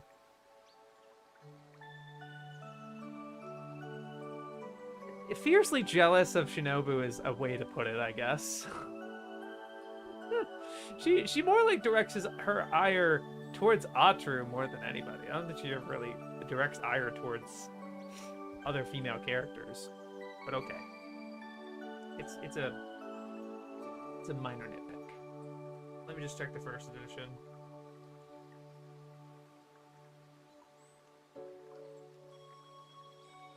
But that was correct. One of Western fandom's favorites, based on the 1978 Shonen Sunday manga by Rumiko Takahashi, this romantic comedy mixes sci-fi with Japanese folktales and suburban life. Takahashi has a dark side, but she keeps it for her horror stories like Mermaid's Forest. In most of her work, the creatures of all planets share the same failings and desires, and there is more of a gulf between male and female than there can ever be between human and alien. I'm just going to go paragraph by paragraph comparing them to see if they changed anything. Nope. The TV series, sadly showing its age in terms of animation quality,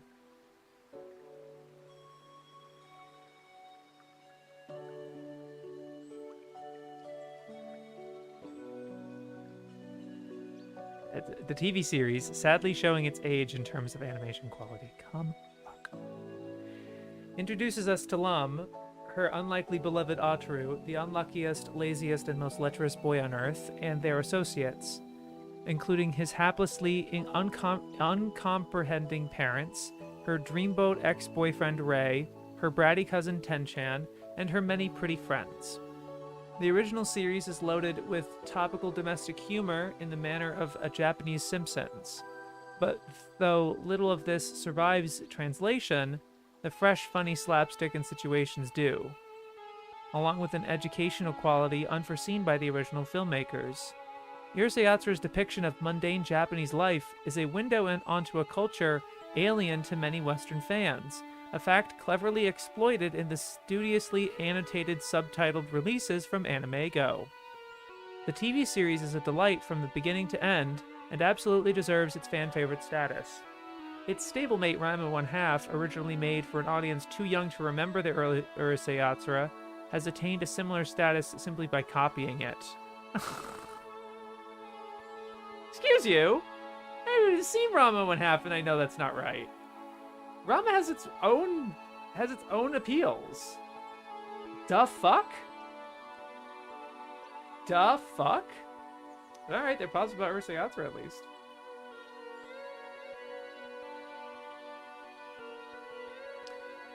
Delight, start to finish, absolutely deserves its fan favorite status.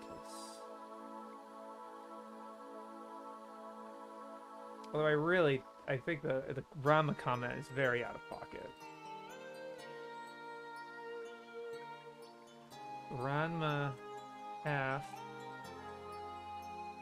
has attained similar status simply by copying it. I guess I'll also put in the animation comment that kind of raised my eyebrow too. The TV series sadly showing its age in terms of animation quality. Okay. Are you literally reading through the first edition of the Encyclopedia? Yeah, PSO Archive? I am. I have been for about 2 years now. This is the first edition, and I've also been comparing it to the third edition, seeing what they change, seeing what we knew back then. I always wonder what generation people would guess I'm from, since I somehow have both boomer and zoomer anime taste familiarity. Yeah. I get what they're coming from early Urusei Yatsura. Like the first 25 episodes. Yeah. Yeah, they're not the most amazing. It's not a looker. It's pretty good in points. The direction is certainly interesting in places. I kind of get what they're coming from. It gets way more advanced and crazy in the second half, mainly. But even in like I would say even in within the first fourth, it starts to be really impressive visually. So like, yeah, they should have said the early episodes showing their age in terms, but even that, I don't even think that needs to be said. I don't think they needed to say that. Quote retreat moment.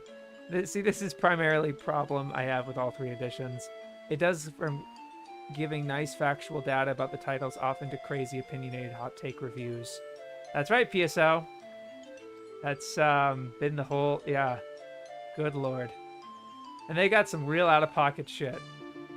It's been incredible. What a ride. The points of praise feel so weird. They liked the life elements here. The slice of life elements here. I don't know if this article sounds like them. Wait, when did this start? I'm not even home yet. Oh, 1 p.m. I'm doing it early, Veal, because I have an engagement at 5-ish. Even the early episodes of Yatsura, yeah, they're okay. Honestly, really, if you put them side by side, if you put the early episodes of Urusei Yatsura next to some of the other, like maybe 20 episodes later, it's like, wow, it got way better. Not gonna lie, God bless Animego. I love how they made the English logo literally an exact font. Yeah. The movies and videos are all variations on the same theme. Love and the crazy deceptions we play within its name. The first 2 movies are directed by Ghost in the Shell's Mamoru Oshii and designed by Kazuo Yamazaki. Oshii also directed the TV show. Like the first half of it. Not gonna mention that? Okay. If you ever watch an interview video with Helen, she's extremely self-centered and claims anime is only popular outside of Japan because of her.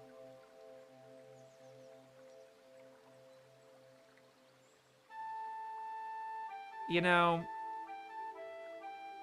I think there is something to be said with like taking some credit of being there and doing that work.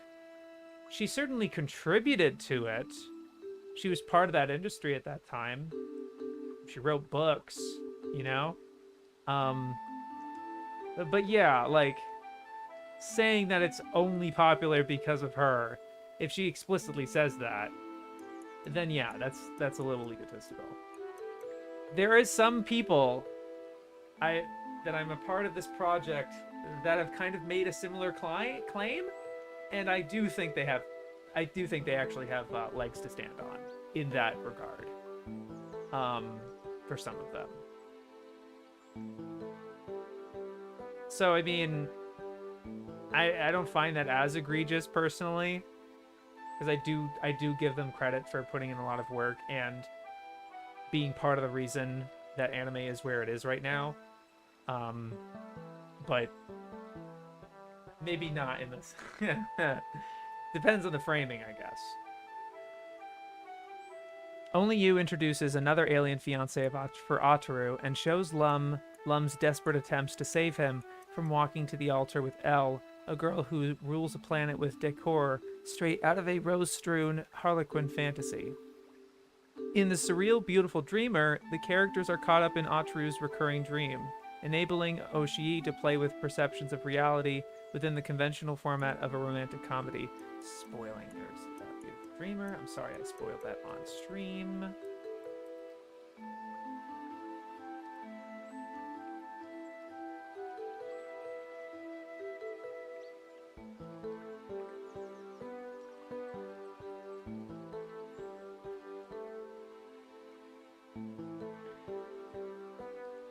I haven't even heard of her until these streams.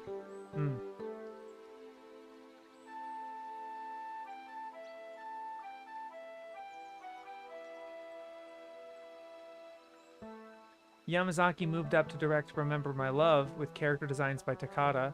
This tale of transdimensional travel, obsessive love, and the line between childhood and adult remains for all its lunatic rapping. I can't believe that's all they said about Beautiful Dreamer. They really just lumped it in with the rest of the fucking movies. Ah! Okay!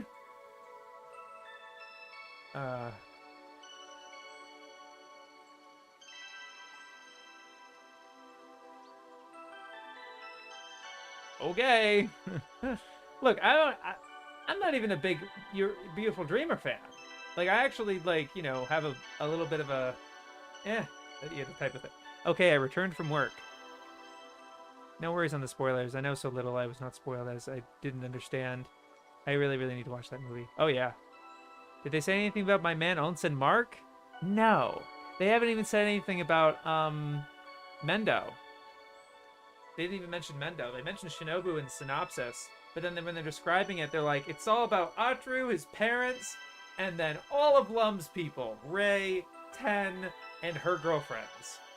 That's it. It's okay. I wasn't even expecting them to bring up Megane, but not even Mendo? Alright, sure. Cool.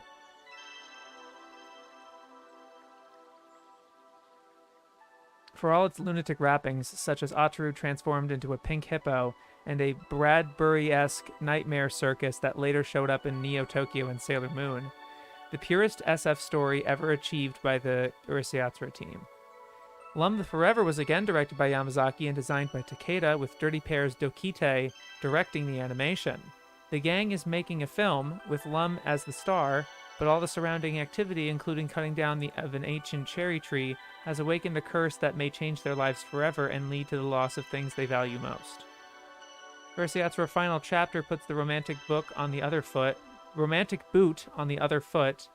Instead of Ataru running after some cute girl, Lum is carried off by an alien hunk named Lupa, to whom it appears her grandfather promised her in marriage when she was still a baby. Neither Ataru nor Carla, Lupa's girlfriend, is pleased, and the chaos culminates in yet another game of tag to decide the fate of Earth. Dezaki directed Komparu's screenplay with designs by Shibuichi. Typically, the final chapter wasn't. The last Urusei Yatsura movie was actually Always My Darling. Do they mean Satoshi Dezaki? Yeah, they mean Satoshi Dezaki directing Urusei Yatsura 5. What? You're not gonna specify which Dezaki? All right. That was weird. Made when Urusei Yatsura had been supplanted on TV by Ranma, reversing the previous plot for a kidnap tale in which Ataru is carried off by an alien princess named Lupika, and Lum sets out to get him back with a little help from biker goddess Benten and snow princess Oyuki. It was made by a new team, with Yamada in the director's chair, Takayashiki joining Komparu on screenplay, another Takahashi Kumiko designing and directing the animation. Takahashi Kumiko not Rumiko Takahashi. I was like, Rumiko Takahashi doing animation direction? Nani? They didn't say that. Takahashi Kumiko. Okay. Designing and directing the animation, and music from Koteki. Perm stance, it's over. It's always been over for you, Perm fans. Sorry, Perm stands. Aw, not even literally me, Chibi, from Lum Stormtroopers? Bummer. Not even literally me. Oh yeah, Chibi being literally you. That's interesting. The ever-increasing cost of movie making coincided with the rise of the video format. That started with Dallos in 1983, leading to changes in release formats. In 1986, the Japanese Urusei Yatsura fan club began screening exclusive mini-movies at public events, soon revealed to be advanced copies of the straight-to-video Urusei Yatsura releases, Ryoko's September Tea Party and Memorial album. Both stories used flashback footage. They're really just gonna fucking describe every goddamn episode of the OVA. And that's why it's so effing long. Why do they do this? Oh my god. Flashbacking footage from the series with about 15 minutes of new framing animation to recount the past history of the characters and episodes from the storyline. A useful way of hooking new video buyers to boost TV serial sales on video.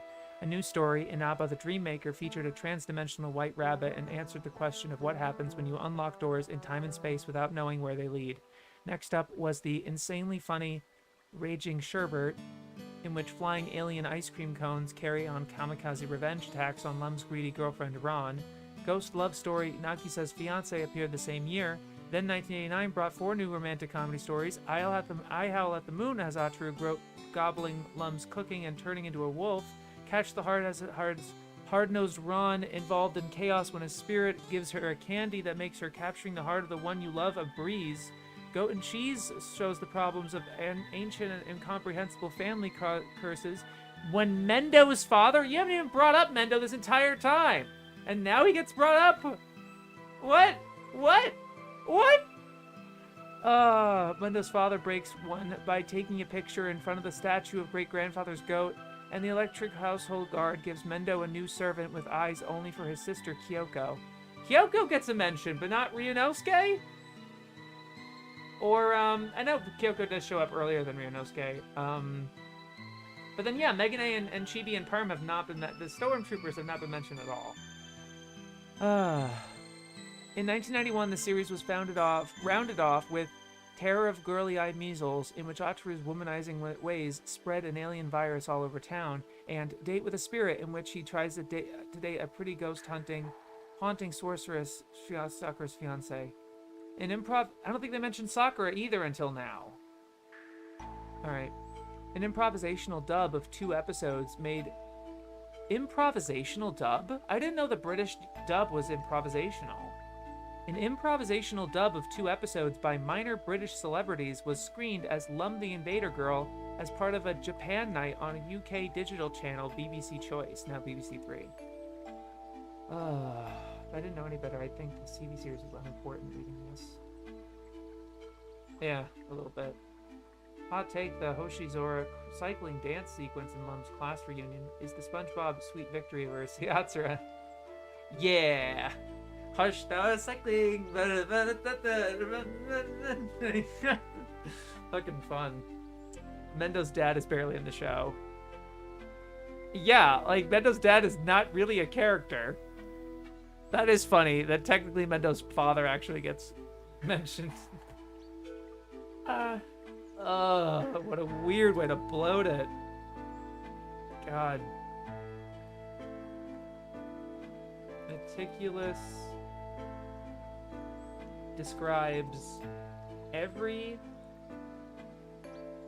OVA, every episode of the 10-episode OVA. What the fuck? Weird. Wait, this is different. Different? Not sure what you mean.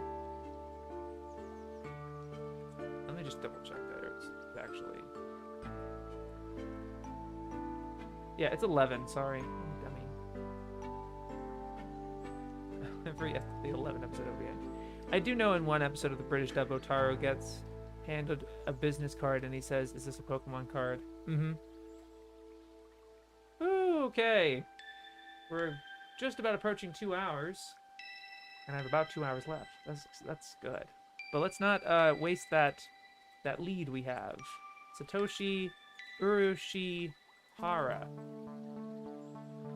I do have to check the fucking book, though. Sorry. It can take a little while. Sorry. Okay.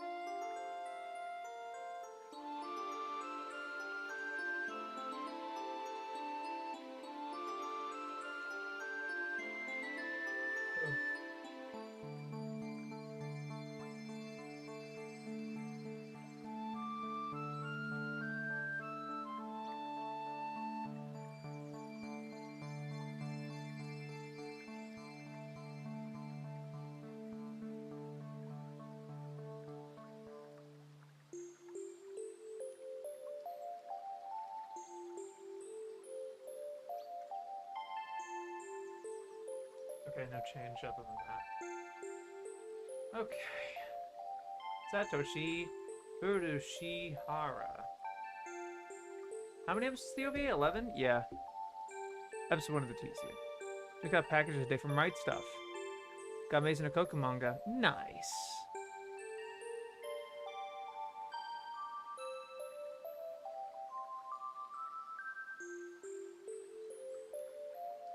Character designer.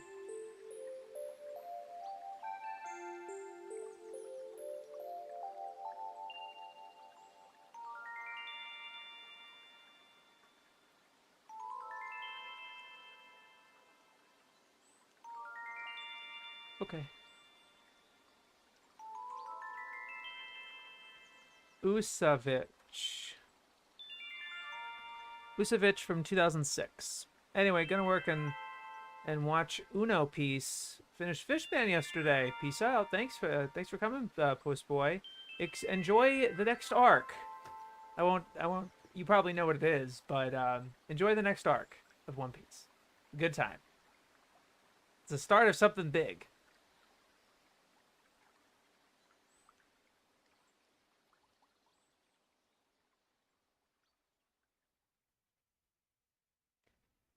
There, wow. This is a cool way to start it. Prison Break crashed into Tom and Jerry and set in 1962 in a Soviet Union populated by rabbits. That's Usavich, and it's utterly, mind-blowingly, insanely brilliant. Wow. Good praise. I'm now interested. They rarely swing that hard for positive.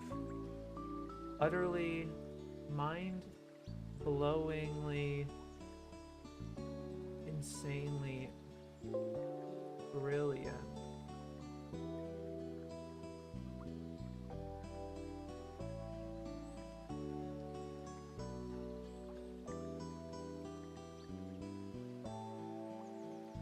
All the episodes are 90 seconds.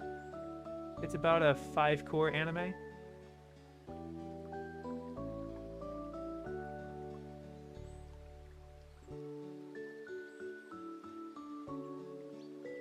We follow them through their escape with a gender dysmorphic chick and a frog, their life on the run, and their increasingly demented adventures.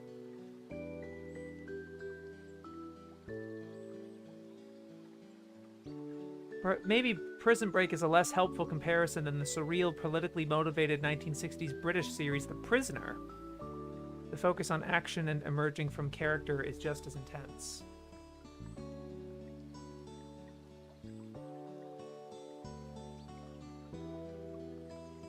I remember watching Usavich because the Greek man gave it a high score. I don't know, I kind of preferred Meet or Die. creator's other work. The first 7 episodes available on the Nintendo 3DS shop. Look at you. It does sound fun. Satoshi Tomioka.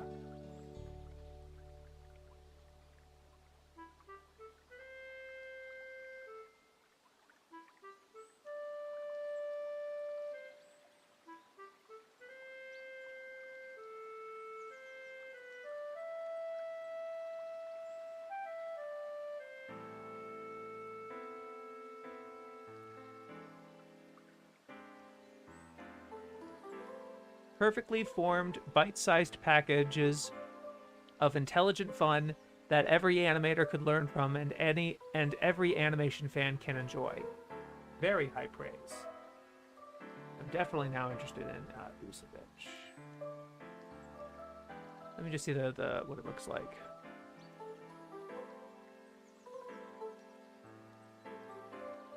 Oh, okay. Cool. I certainly would have pegged it as anime, because of course the style and everything. But that's really exciting and interesting. It looks great. I hope it's all available. That's cool. This is by the same person as Meter Die. I'm watching Itty.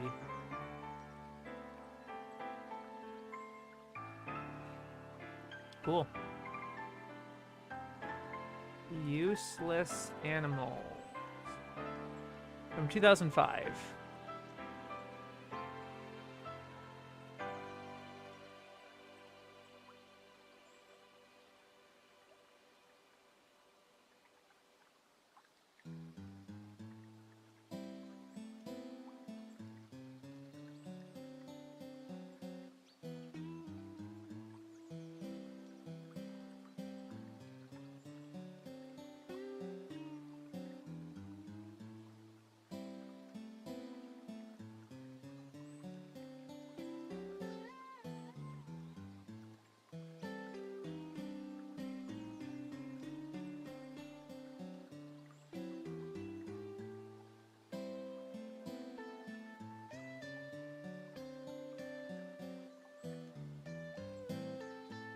Beneath the cutesy subtext is a staple of many Japanese movies and live-action TV serials.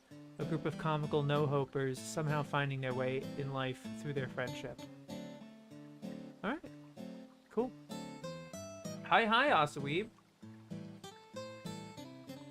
Ushio and Tora. Woohoo! Alright. This is just the OVA, I believe, because, yeah, the TV series hadn't even come out by the time the 3rd series was released, so it's just the OVA.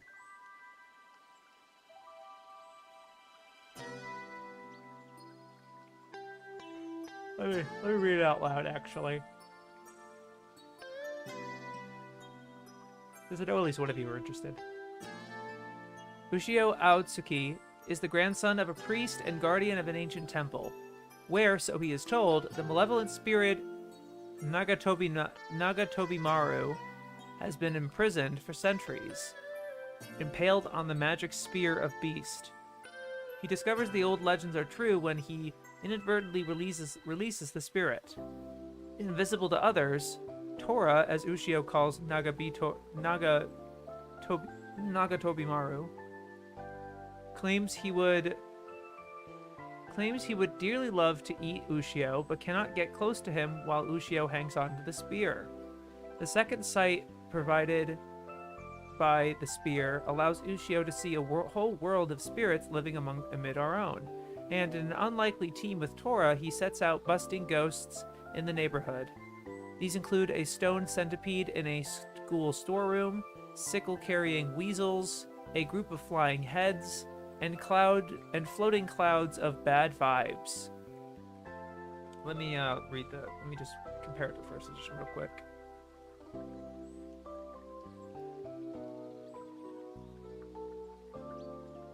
It sounds accurate so far.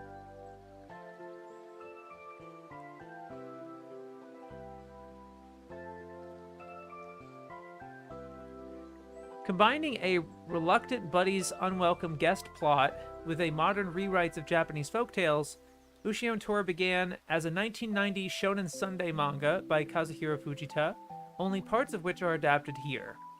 Despite the obvious potential for a long-running TV series, the manga tops 30 volumes. It did get one.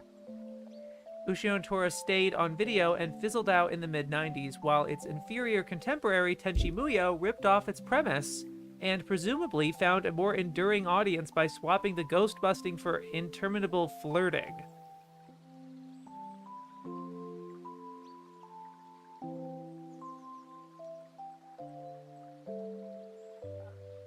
That was not what I was expecting at all. I was not expecting that. What on earth? I haven't seen Tenchi Muyo, but like, how? I'm sure that you guys will come in like, yeah, I can see where they're coming from, right? Do you guys understand where they're like, yeah, I can see that. Yeah, sure. Like, does that even make any sense? Because that does not sound like it makes sense to me. I'm not gonna lie to you.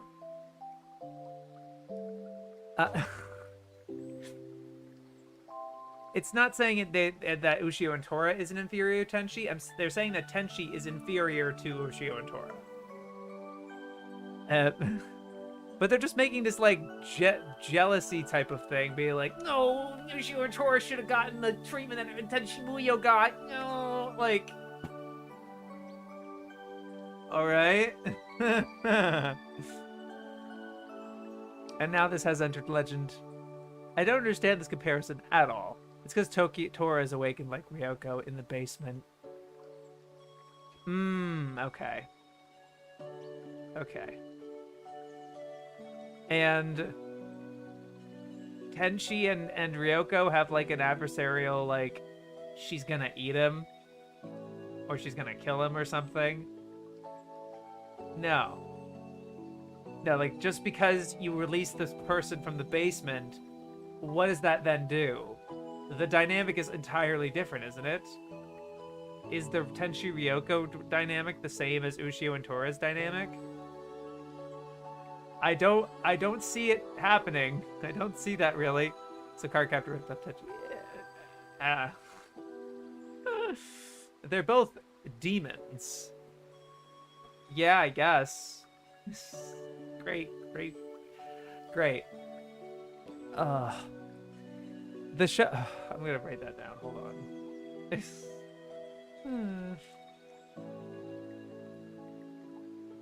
Stayed on video and fizzled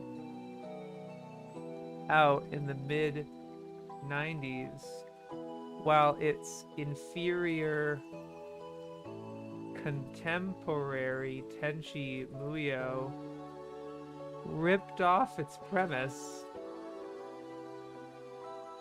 and presumably found a more enduring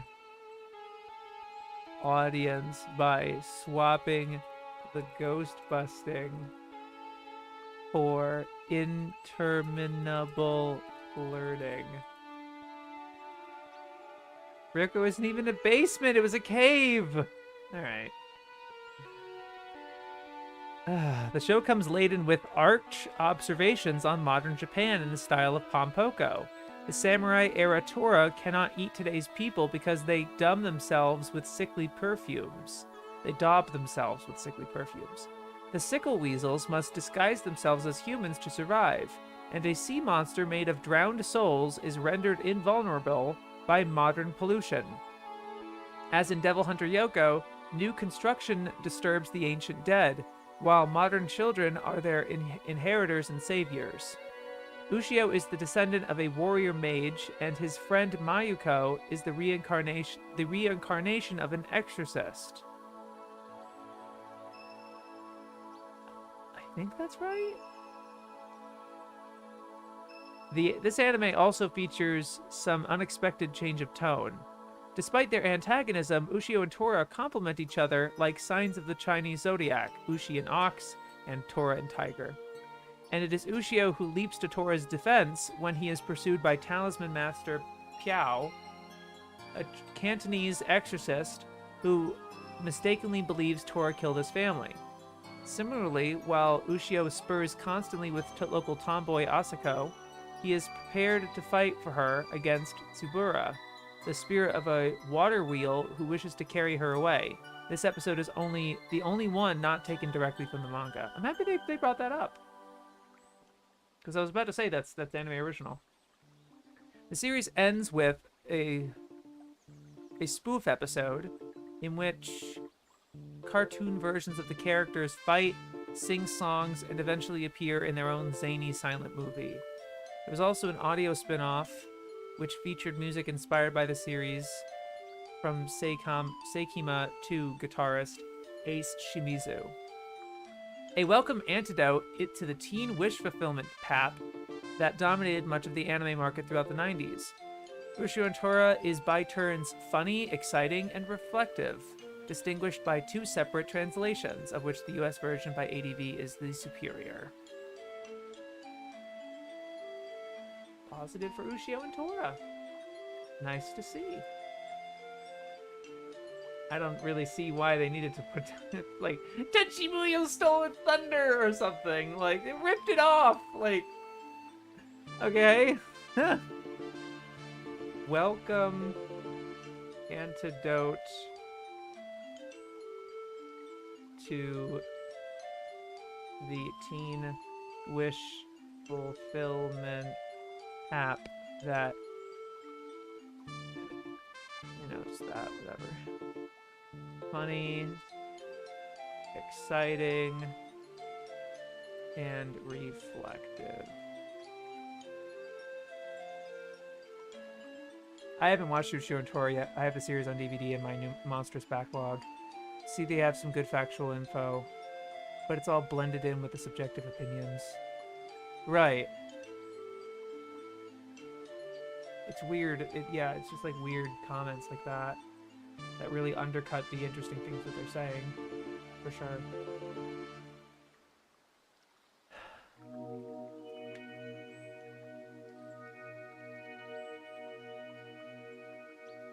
I wonder what they think of the TV series. I'd love to know. Maji love, 1000%.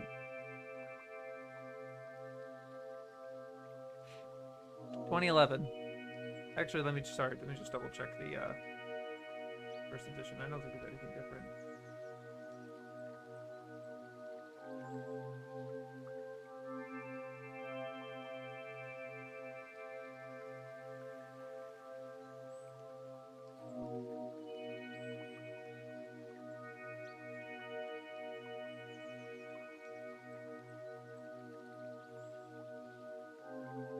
Yeah. Not much change. Alright.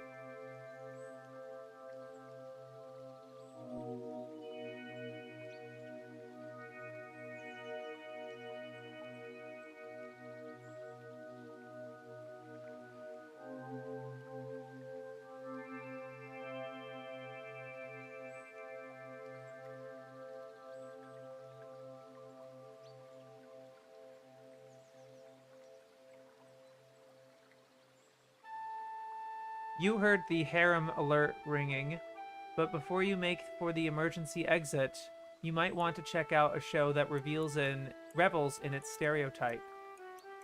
See, this is like assuming the fans have an equal reversion to harem shows.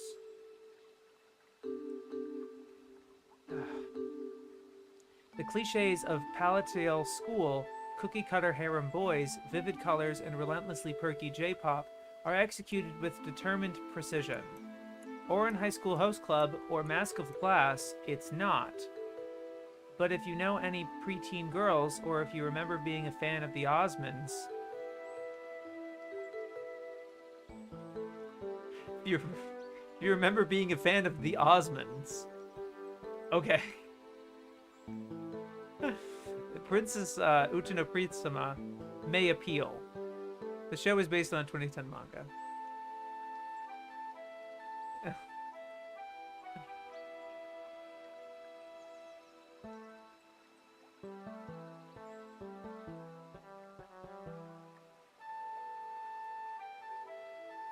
I gotta say positive, I guess.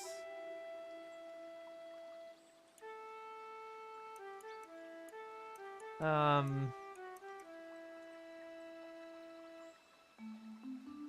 cliches are, you know what? It's mixed. It's mixed. I'm sorry. Are executed with determined precision. Boron or glass mask. It is not. Did they say it was based on a manga? Yeah. The show is based on a 2010 manga created by Kanon Kumozuki, with art and story by Utako Yukihiro. It had enough charm for the local audience to get a second season. I'll be back. I'm making my way home from work. Alright. How do they think people were... How old do they think the people reading are? Yeah, it's... That's like my mom. Yeah, it's a little weird.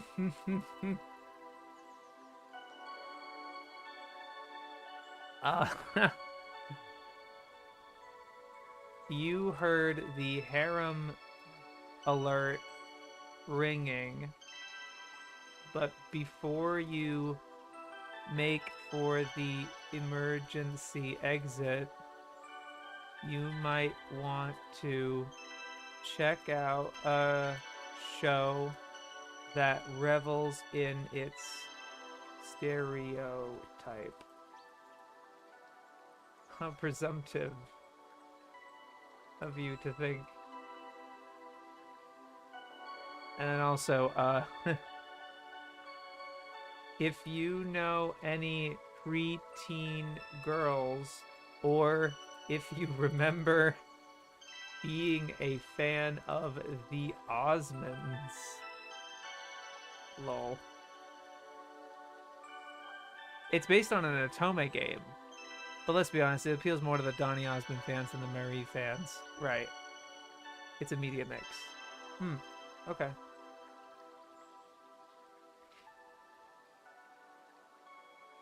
Uta Kata. 2004. You know, it's just... I can't... It was like, Utakata, that sounds like a Roger show. And then I look, 2004. So I'm like, it is a Roger show.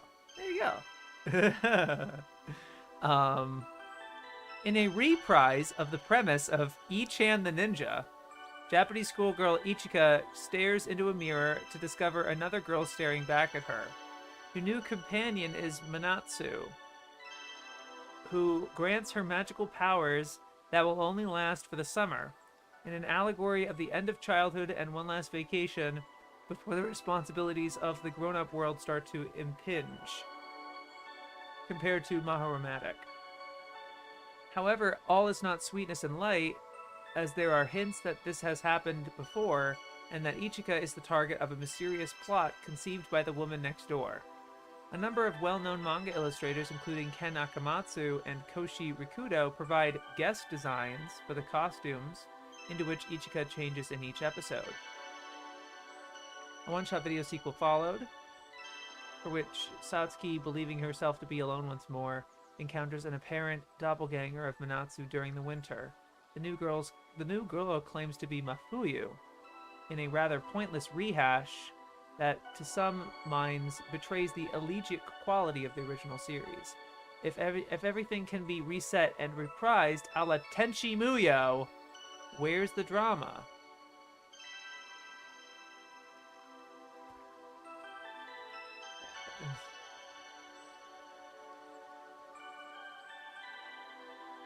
Yeah.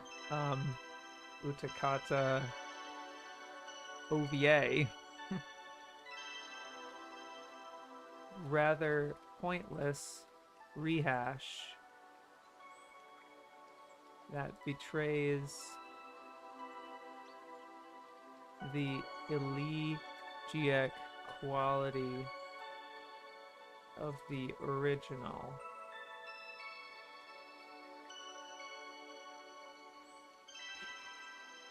Going to be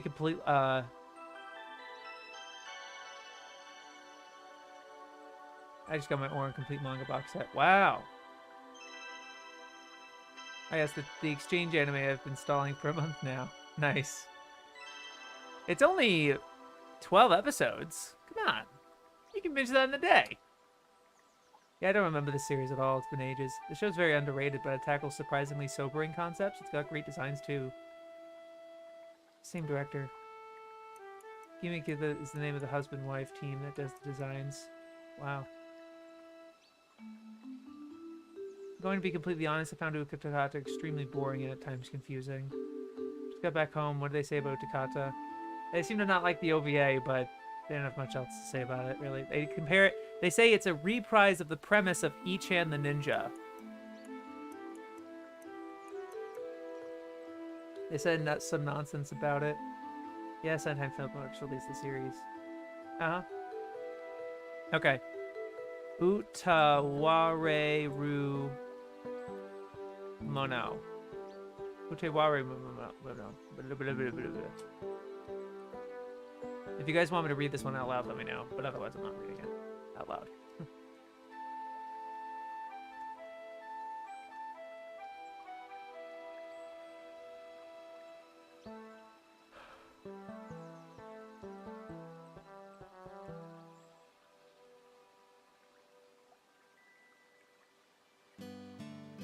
What the fuck is Ichan the Ninja? Sarutobi Etchan. The very, very old show from like the 70s that looks like fucking this. Hold on. Sarutobi Etchan. It's a yeah, Utakata's a reprise of this show. I guess the premise, I don't know. I didn't know that she covered Sarutobi Etchan. Nice.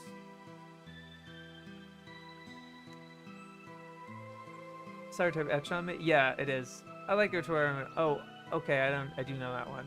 Yeah, great series. Have the multi-volume DVD for season 1 from ADB. This is a formulaic fantasy show whose main selling point is the impressively realized world that unfolds with the story.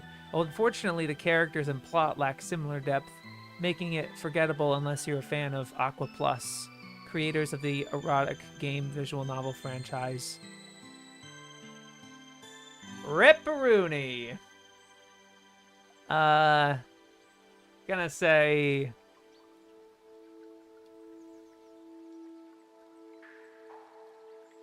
negative on that one.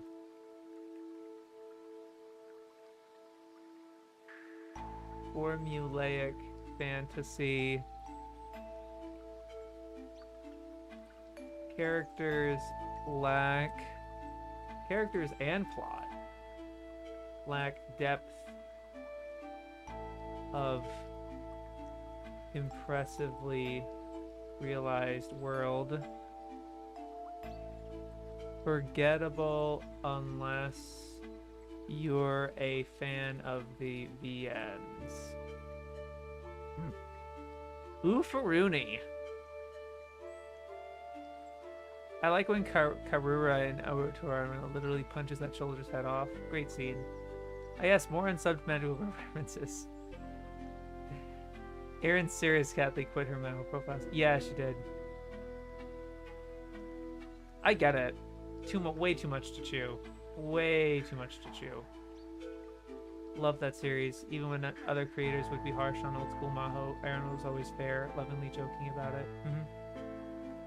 No mention of the strategy elements. It plays less like a VN and more like an SRPG. The old joke concerning the title was that it was pronounced as Underwater Ray Ramono.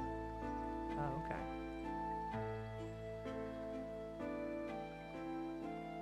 The show was involved in a copyright controversy in 2010. Nippon Kanko Shokai, a company providing art and promotional materials for the tourism industry, withdrew artwork allegedly traced from a number of franchises, including Utawara Mono, K-On!, and Haruhi Suzumiya. Utena. That's just all. That's what they put. Utena. Not Revolutionary Girl Utena. Just Utena. So here we are. Interesting. You bet your ass I'm going to be reading this one out loud. Well, let me get a drink or something.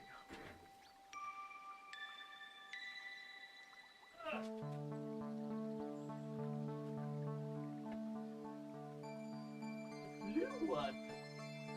Ooh, a blue one.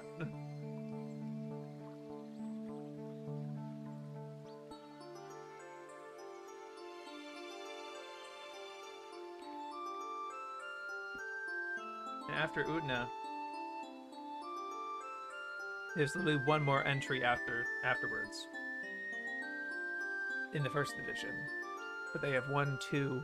There's 2 more after Utna, so we got this, guys. We fucking got this. Ooh, okay.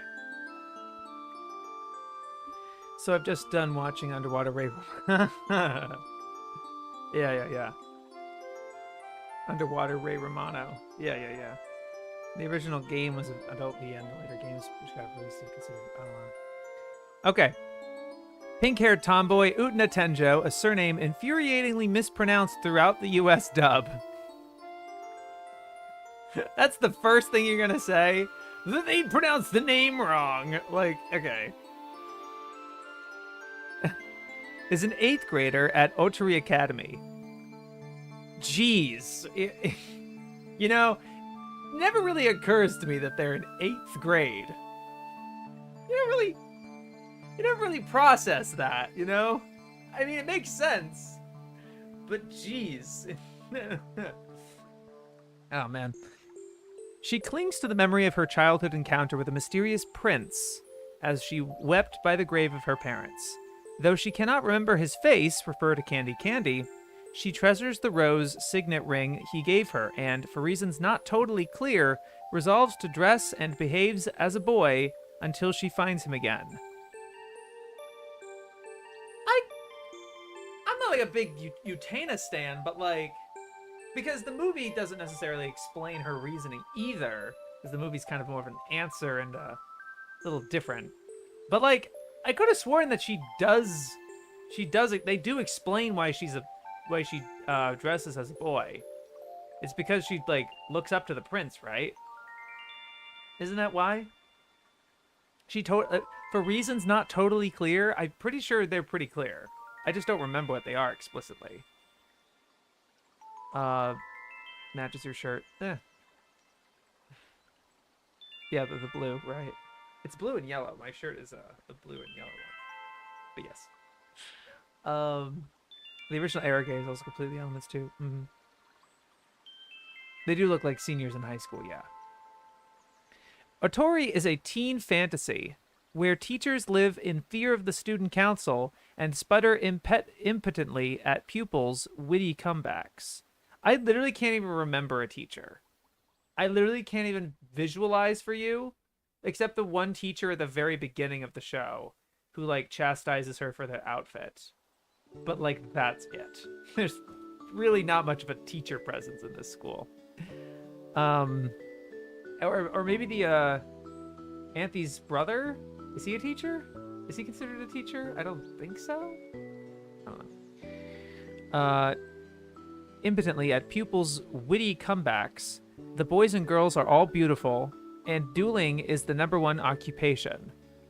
No, it's not. Dueling? Oh, because I mean there is the fencing club, but like, dueling is a secret thing in the school that only very few people are actually involved with. What do you mean it's the #1 occupation? Like, nani?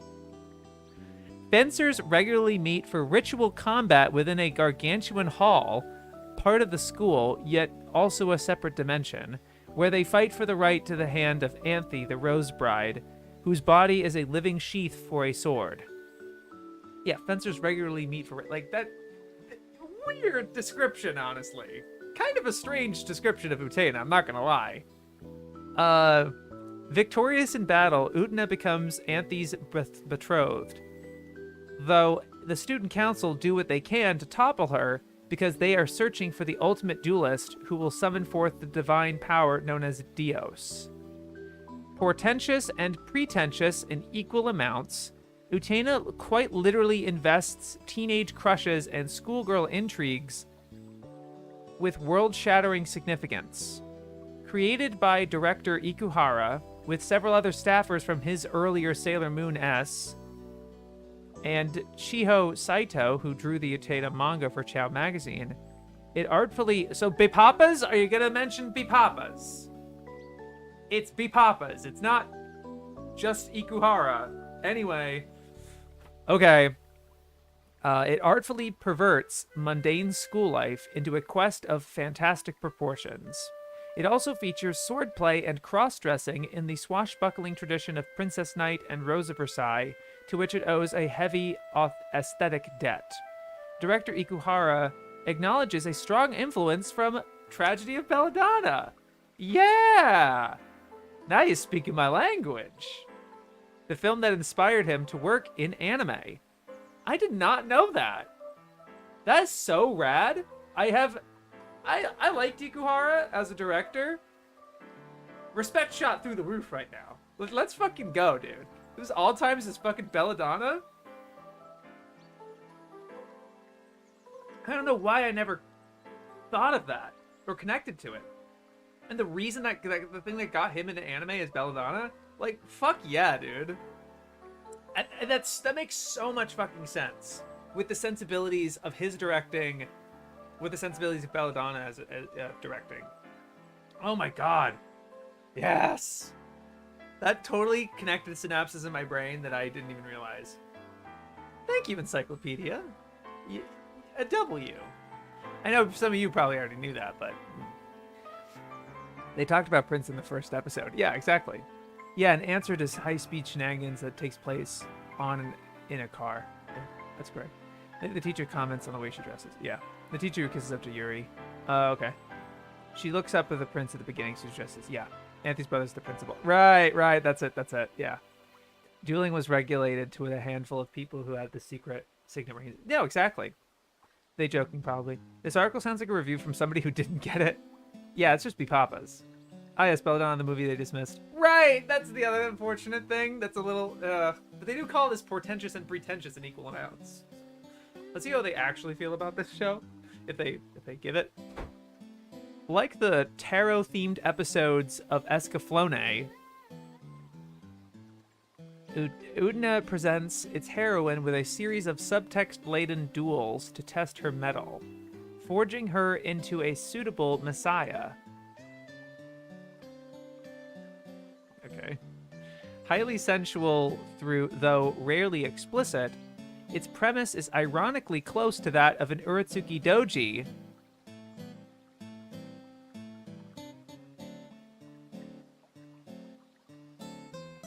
What?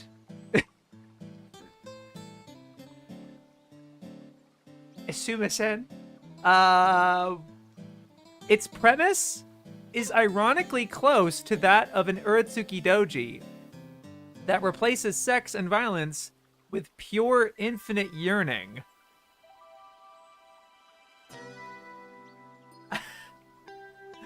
Huh? Wait, what? Wait. Well, look, I have to watch Uratsuki Doji. I'm not gonna lie, I still have to get around to it, but like... Come again? I don't see where you're coming from, man. I don't really get what you're saying. That's... Wow. Belladonna pretentiousness, yeah. You know, I kind of get the Escaflowne thing. Both are using shoujo tropes, but otherwise, like, a very new age. Where, what? Yeah, you gotta watch it now. Yeah, I guess. That's almost as bizarre as the Midori DVD description of Utena. The Midori DVD description of Utena? Like, wait, what? I'm not familiar with that. How the heck is this anyways? Okay. An adaptation of Chiho Saito's manga about a princess who mutates into a transsexual. Oh, what? Oh.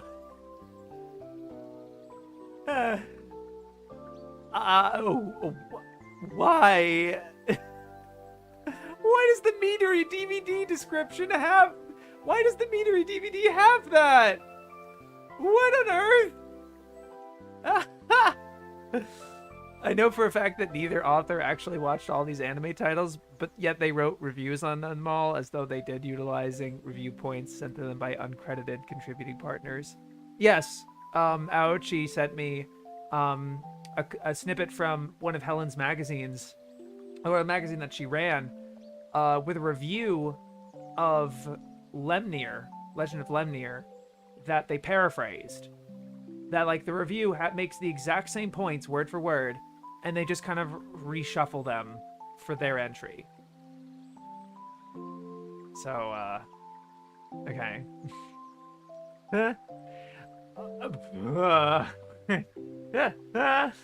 Woo-wee!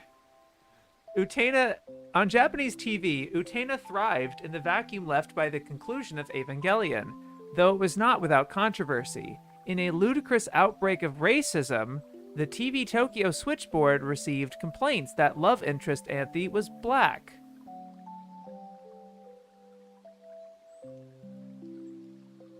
Yeah. Okay. Many better-known fairy tales are mixed and matched with situation comedy. One character proudly displays a designer pendant that is nothing more than a cowbell, then slowly transforms into a cow before the other's eyes. In another, tomboy Utna and twee Anthe swap personalities after a particularly hot curry. Amid all the high school hijinks, the central story continues as girls pine for their princes, boys for their princesses, and a plot with the vague aims of bringing revolution and attaining eternity advances ever onward. What about the inversions of that? It's not just princesses want princes and princes want princesses. It's not completely heteronormative. Utna? Utna? Are you sure?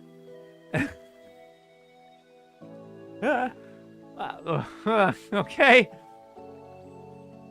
Ikuhara brings sensibilities and themes from his own Sailor Moon S episodes to this unlikely confection of swords and roses, mirroring the roller coaster of teenage emotions in a whirl of seductive imagery.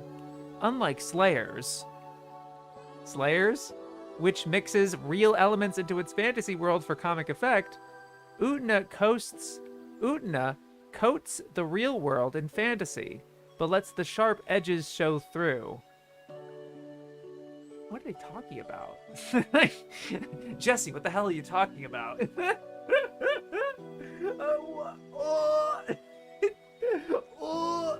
Like, I'm just like, putting my hand, like, you just kind of like, in your pocket, you like, open, like, what? You out of ideas? What are you talking about? Jesse! Oh, what? Unlike Slayers, which mixes real elements into its fantasy world for comic effect, Utna coats the real world in fantasy, but lets the sharp edges show through. Beautiful clothes and skill with a sword can't ward off the pain of inadequacy and loss, though they certainly look good. The series too places increasing emphasis on style over substance as it progresses.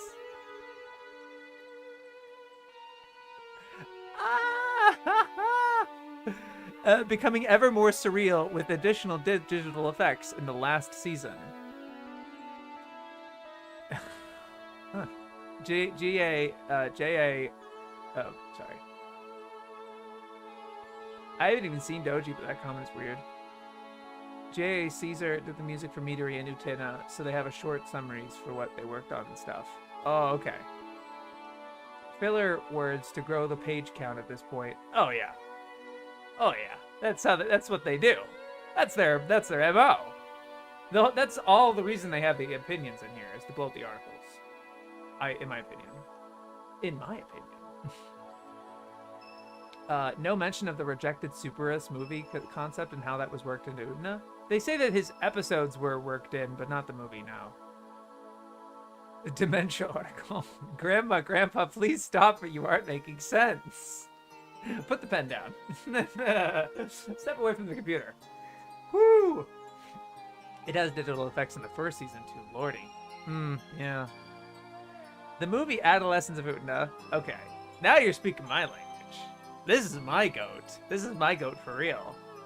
Offers a retelling of the story in a fantasy that summarizes its main themes in a succession of vignettes rather than providing a logical conclusion. It's therefore incomprehensible to anyone who has not seen the preceding series. A hallucinogenic whirl of tortured relationships, floating roses, flying cars, flashing blades, and gorgeous costumes. That is how they end their article. Okay, then. I don't know why I didn't expect otherwise. Why was I thinking that was gonna be okay? Why was I expecting that to be like, yeah, of course they're gonna be fine on Utena. They were fine on Urusei Yatsura. They got this. Yeah. At least it ain't like Pokemon. Yeah, true. This is even better than Newton review I saw that said the visuals were obviously low budget. They kept reusing footage. Gutter article. Not that this isn't gutter. I don't think this is gutter. This is just funny. This is just... This is written like a pretentious Mal review. Yeah.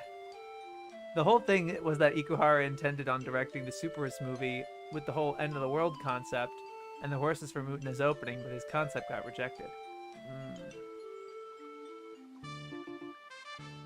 Well, what do I say here? What do I even put? Flying cars?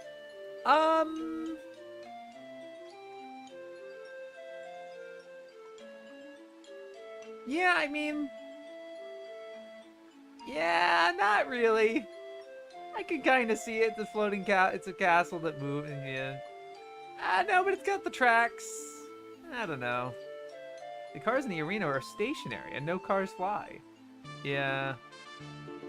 Well.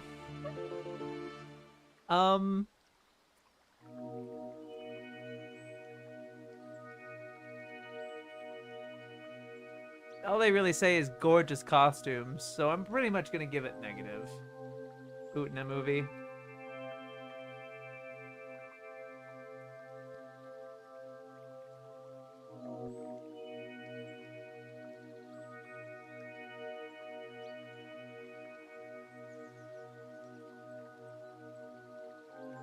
Providing a logical conclusion, therefore incomprehensible to anyone who hadn't seen the series. I'm back. Wow, Greg. You should probably this Utena article was one for the ages. It really, oh my god. You should definitely, I haven't even actually really written all the weird stuff about it. I still have to compare it to the first edition. So let me do that and slowly read. What do they feel about this fucking thing? Okay, hold on.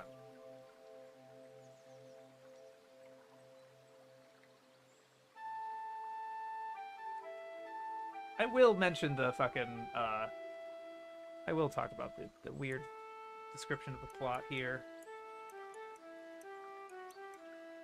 Dueling is the #1 occupation.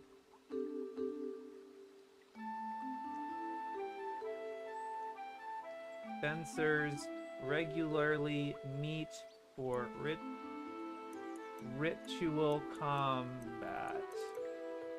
It's secret?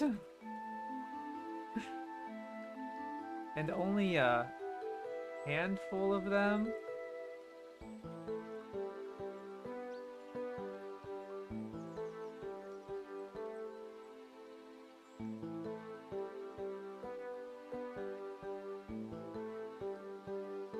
Okay, I'm gonna say mixed at the moment. Portentous and pretentious in equal amounts.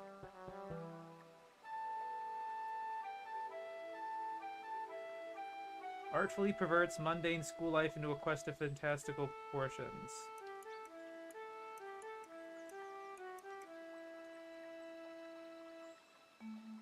I will put this as good, actually. This part good here. Utna, not the whole article. Lamau.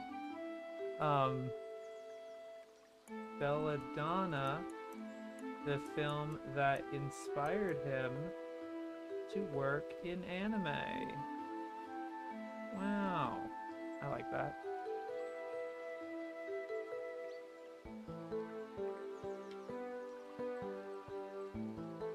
Yeah. Here's the here. I think this was probably the doozy. Highly sensual, though rarely explicit. Its premise is ironically close to that of Urotsuki Doji, that replaces sex and violence with pure, infinite yearning. Oh. Ah. What the hell?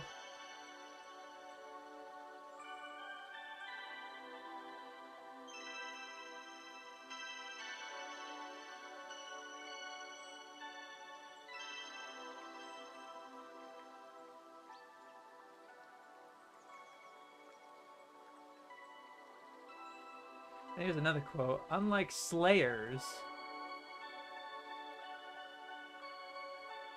which mixes real elements into its fantasy world for comic effect, Utena coats the real world in fantasy, but lets the sharp edges show through.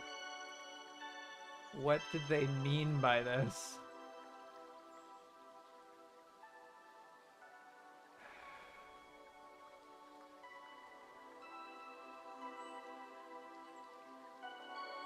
Oh yeah, it's yeah. This includes the mixed here.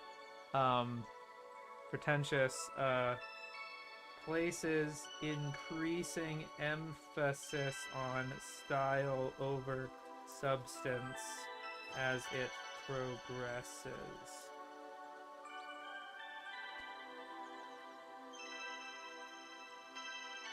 That was the third edition? It's so Jover. Yeah, no, I read that. I read all of that from the third edition, and there's been absolutely no change in 15 years.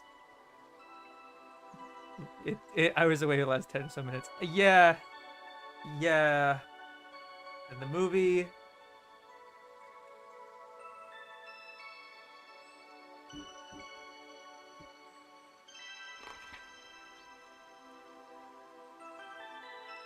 Yeah, no, absolutely no. Completely with their chest. No notes.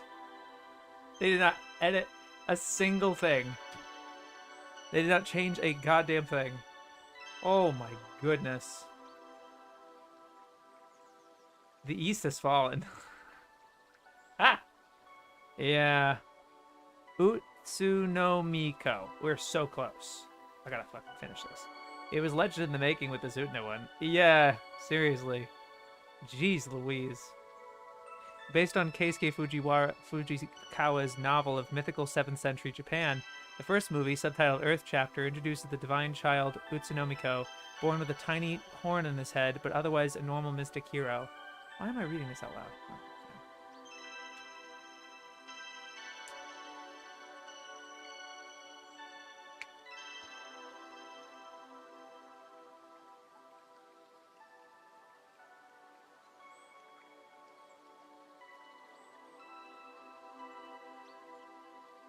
Oh, I should also put in the Udna one.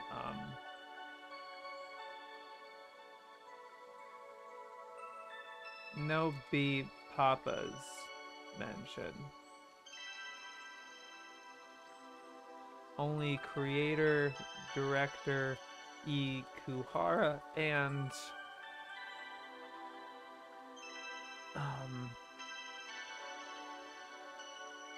Chiho Saito.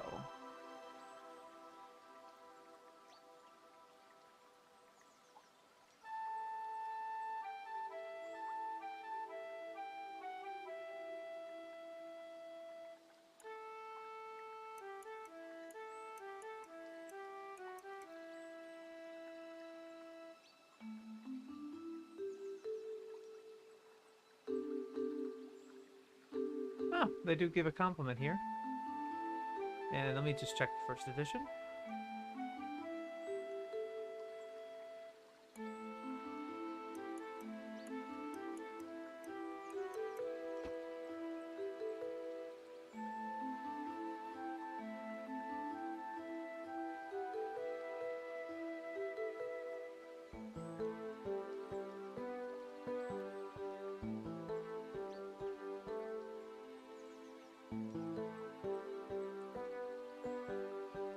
Utsunomiko, richly designed adventures.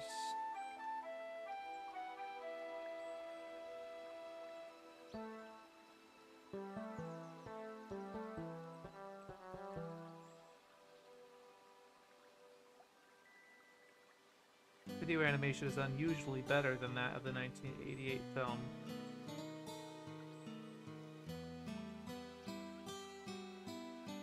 So the OVA? Yeah. Specifically the OVA they're talking about here.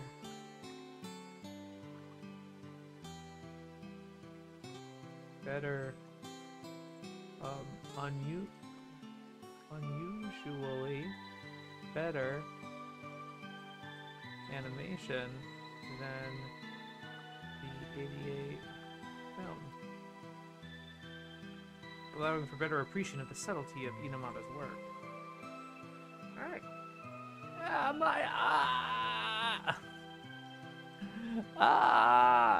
Okay. Utsurun des. 2009.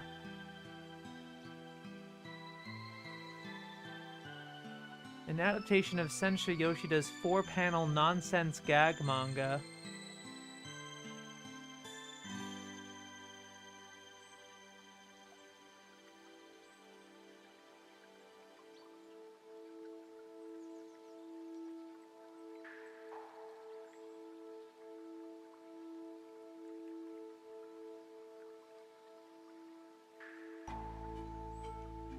Okay, that's it.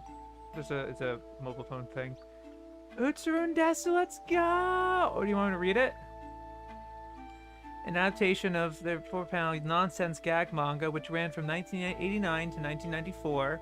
This anime follows the same pattern, telling surreal jokes through a series of strange characters led by an otter with a man's face, or a man in an otter suit, a human-faced fly, a mushroom in a red muffler, and many more. Norio Wakamoto of Gunbuster fame is among the voice cast.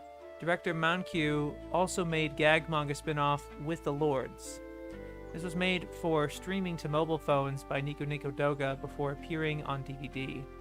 The 1992 live-action video, written by Yoshida and directed by Keizo Kira and Norikazu Tanaka, also featured an 11-minute animated segment. That's what I have. Pretty harmless description. But you seem pretty pogged on this one.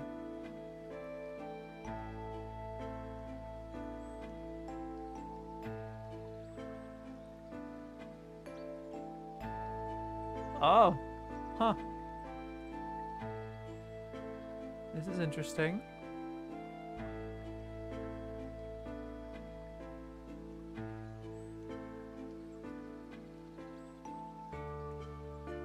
Like, okay.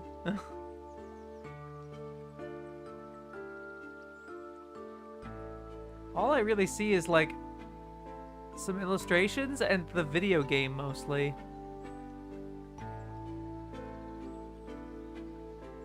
That's interesting. Like, okay.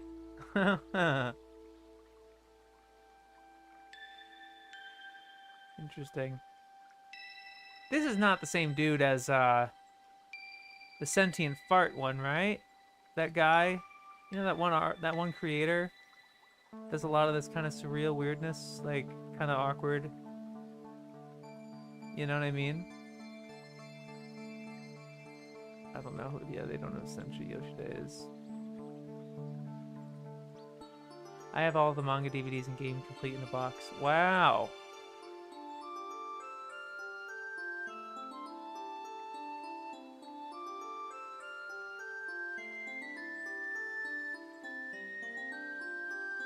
Don't think so. Yeah.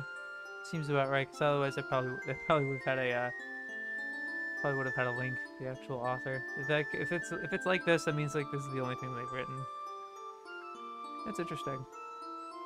Well, beam me up, Scotty. All right. I guess that'll do it. It is 3:52. Do I swing it? Dare I swing it? Oh, do I swing it? The other shares birthday with me. Nice. Nice. Let me just double check something.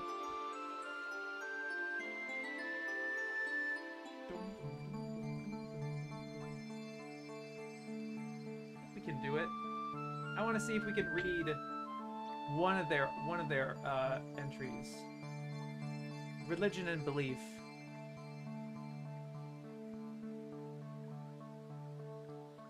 I just want to like try to speed run that.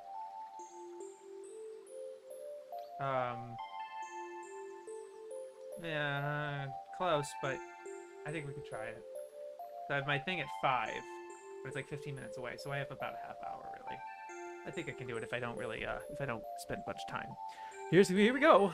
Now reading. Doing this. Okay. Do it, you won't. Do it, yeah. It is often said that the Japanese are, quote, born Shinto, marry Christian, and die Buddhist, end quote, in recognition of their pragmatic attitude toward multiple beliefs. The same might be said of anime, in which the young are inculcated? Inculcated? What is inculcated? Hold on. Inculcated.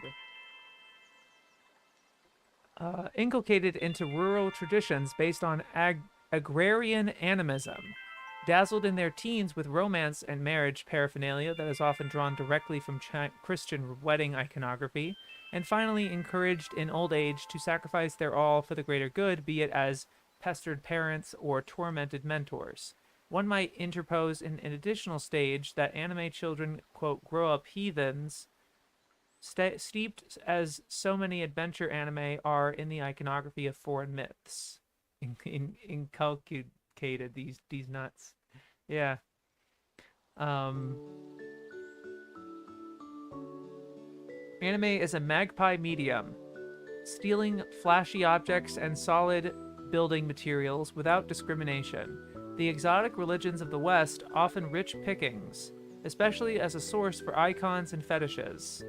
As an ordinary teenage girl hearing voices... Where's this going? Here. As an ordinary teenage girl hearing voices, deemed to have magical powers, and defeating far stronger opponents to save her people, Joan of Arc is a prototype magical girl. We have to move on. We can't stay here.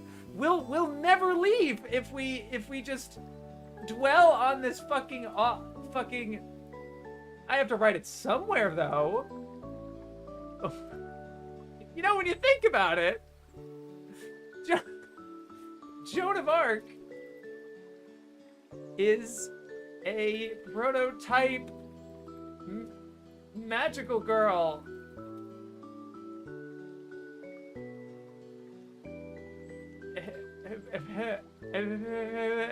incoming dementia.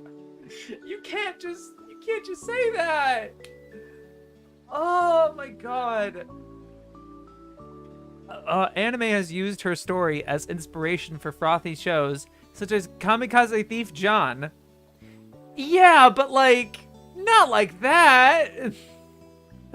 Almost spit my drink. And more serious works like Tragedy of Belladonna. Yeah, I guess. A shattered, bleeding statue of the Virgin lends resonance to the climactic final battle between good and evil in Wicked City, set in a Christian church, where the heroine wields the combined powers of death and the Madonna. Christ-like figures offer redemption in everything from Fist of the North Star to Nausicaa of the Valley of the Wind. Of course, Europe and America also mine their own religious iconography for media purposes, which can lead to some confusion about which idols are being paid their due homage.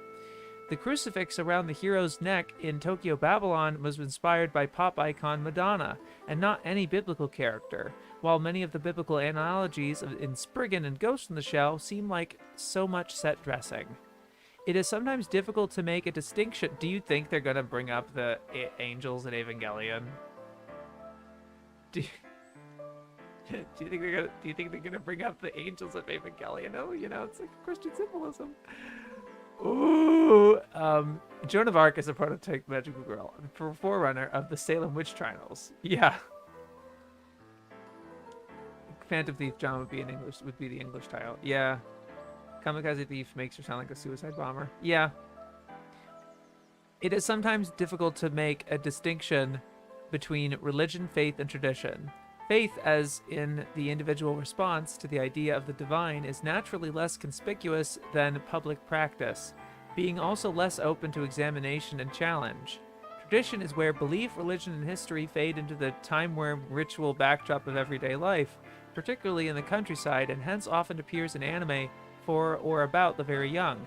In their different ways, both Bottle Fairy and My Neighbor Totoro allude to Japan's native Shinto religion. While Japanese folktales supply legendary inspirations for most anime, even if they are modernized or reimagined, as in the case of Ushio and Tora or Spirited Away. The anime Kamichu goes even further and elevates a character to Shinto godhood. In Peacock King, the devotions of a young Buddhist monk are both set dressing and part of the storyline in a supernatural action-adventure. Tenshi Muyo, Ushio and Tora, Zenki the Demon Prince, and Shrine of the Morning Mist are all set in and around places of worship. Like American comic creator Stan Lee before them, anime writers love mythology, with the gods of Greece, Rome, and Scandinavia cropping up in numerous guises, from the supervillains of Saint Seiya and Ulysses 31 to the dysfunctional families of Arion and Oh My Goddess. There's even an occasional nod to more exotic traditions like the Polynesian tribal god Neoranga. Although once in Japan, he quickly transmutes into a clunky yet devoted family retainer, a cross between Lurch the butler from the Addams Family and an oversized, unstable rockery. No? No. I've seen Neoranga. That is not how it happens. Okay. No. Nice. Okay. While anime has yet to suffer a scandal like that which engulfed Lego's Bionicles in 2001. What? While anime has yet to suffer a scandal like that which engulfed Lego's Bionicle in 2000. Oh, right, because Maui or something. Right? Like there's something. I don't know. In which, yeah, I'm happy they actually elaborate. In which Maori representatives protested that their religion was demonstrably not a forgotten belief system, nor as open for abuse as the creators had thought. It has often stumbled into conflicts over what constitutes fair game in the inspirational stakes. Although many of Osamu Tezuka's works saw a great respect for foreign religions and often used the crucifix as an icon of justice and transcendence, he was also the man who sanctioned the infamous Christ's Eyeball episode of Astro Boy. See censorship and localization. including incoming college humor videos, Sailor Moon, John parody. Nearanga, I love that series. Their writing is suffering from issues. Bionicles mentioned we did it. Yeah, I would never have expected to control F Bionicles and actually get something from this book. Nearanga is dang cool. I heard whisperings that Rebel Taxi will cover it. That would be interesting. Hell yeah! That'd be great! I find it deeply hilarious that they mention Bionicles in Religion and Belief. It is kind of iconic, not gonna lie. It didn't even like hit me in that way, but it is pretty iconic. Why not mention the Zelda Ocarina of Time chant sounds that cause controversy? Right, that's what it reminded me of too. Cruciform imagery, much of it seemingly drawn from its appearance in misunderstood foreign movies rather than direct religious experience, often appears in anime. Examples include the Christ metaphors of Evangelion and an infamous episode of Sailor Moon, heavily cut in the US release, in which the supporting cast were all held captive on crystal crucifixes. Dude, that was just an Ultraman parody! Come on! Which itself was like doing a crucifixion Christ type of thing. But like, come on! Anime seems particularly enamored of Judeo-Christian angels, either as figures of demure, cherubic innocence, or gentle parental authority. It's everything from the dramatic Earthian to pornography like Angelcore. As in the West, many creators confuse witchcraft with Satanism, mixing their elements with impunity liable to shock some viewers.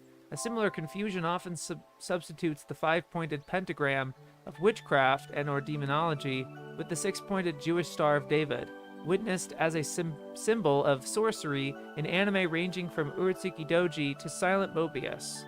Notably, the artist Leiji Matsumoto refused to allow the use of a Star of David in this manner in an abortive remake of Captain Harlock, citing his unwillingness to cause religious offense. In the case of Death Note, it was the willingness of some viewers to embrace an anime's occult ideas, particularly in China, where superstition runs counter to communist doctrine, that led to its censure. When anime uses religion as a story element, it is usually because of its ability to generate conflict. In Hellsing, the Great Schism of Christianity, which set Catholics against Protestants and devastated Europe for centuries, lives on despite a common enemy so powerful that both sides must fight it. In Angel Sanctuary, the conflict is the war of the fallen angels against the forces of heaven, another concept born of Christian culture. Nuns and priests are authority figures or protectors of the weak, but more often their supposed disengagement from the world is subverted for dramatic effect, as with sexy priest Nicholas Wolfwood, heavily armed even by the standards of Trigun, or Sister Angela of One Pound Gospel. You're gonna mention Saint Tail too? I doubt it. The sexual potential of nuns has been exploited. The sexual potential of nuns. Ah, man. Just think out of context. I usually try not to make jokes out of this book's expense for quoting it out of context, but it is really funny. The sexual potential of nuns has been exploited. Yeah, it's been exploited. It's just funny. I'm having a stroke. I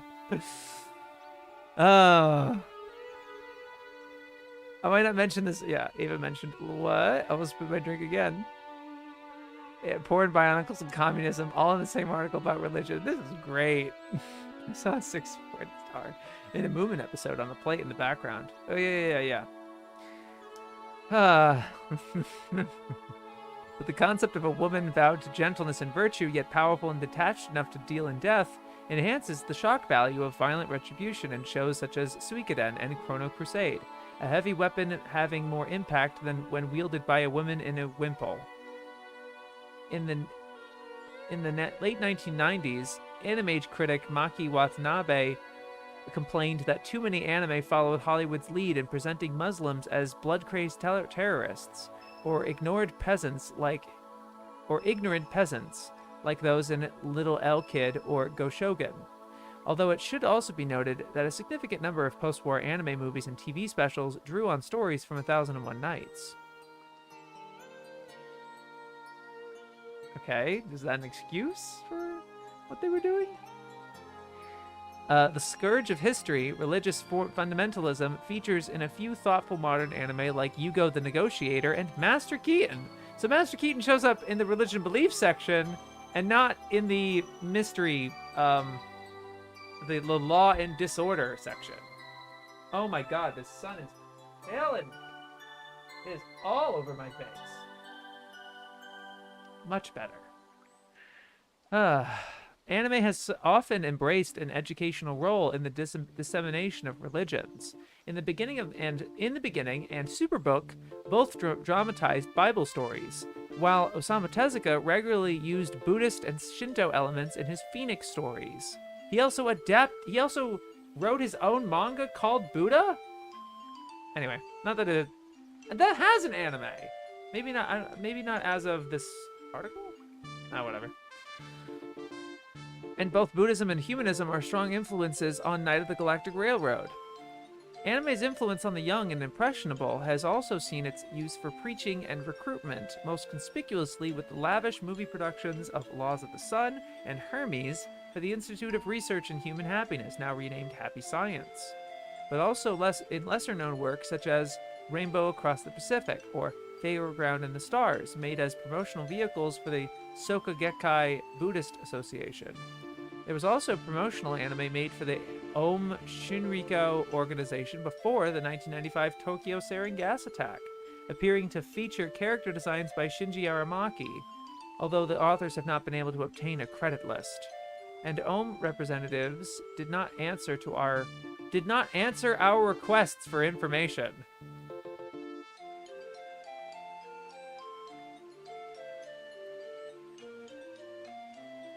They literally asked the Om Shinrikyo organization who committed the sarin gas attacks. Their representatives did not answer our requests for information?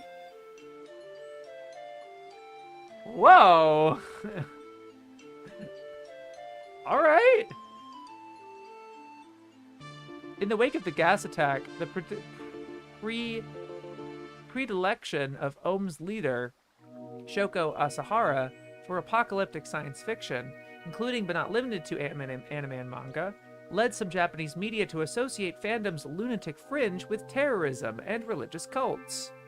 This later formed part of the inspiration for Kunihiko Ikuhara's Penguin Drum, the latter half of which is framed as a response, 16 years after the gas attack, to the likely effect it may have had on the children of the perpetrators. I can kind of see that. I believe that's a reading, right? Was waiting for them to talk about Om Shinrikyo. The terrorists ignored us. All right.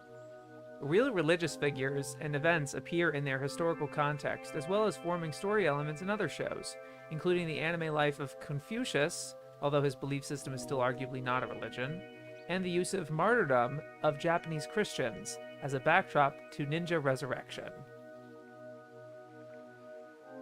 Oh, it's the end of it. Wow. It's 4:10. Dare I go for romance and drama? Oh, I'm such an idiot. I'm such an effing masochist. Okay. Yeah, the Penguin Drum section sounds correct to me. It does. The one thing because the focus on trains, right? Sarin gas attacks happening on trains. I think that this seems like a right reading. I think this one is not as long as the religion one. Gotta go have fun. Thank you, PSO. Good to see you. Hope you stop by sometime. We usually do this on Tuesdays and Fridays. And there's a whole archive as well. What a note to end on. Yeah, for real. Okay. Do I really go for this? Uh, yeah. All right. Then romance. Okay, wait a sec. Oh god. Romance and drama. Here we go. The nature of anime, and I'm gonna probably put like peace out directly after the article. Okay. The nature of anime favors spectacle. Anime's mode of production often makes it better suited to special effects, science fiction, and fantasy. Human interest drama or romance can usually be made cheaply with live action materials, and consequently appears in anime only rarely. Human Crossing is one of its best examples, although drama can also feature in crime shows such as Domain of Murder and in psychological horror like Perfect Blue. Regarded primarily as a children's medium, anime concentrated on comedic stories for its first decade. Its first demonstrably dramatic work was Noboru Fuji's Whale from 1927, in which a beautiful woman survives a shipwreck along with 3 male passengers who immediately begin fighting over her. They are distracted by the arrival of a whale, their hunting of which encourages its vengeful return, in a story that ends with... We're just going to spoil it. Alright, spoils Kujira. Kujira 1927. In their romance and drama section. Ends with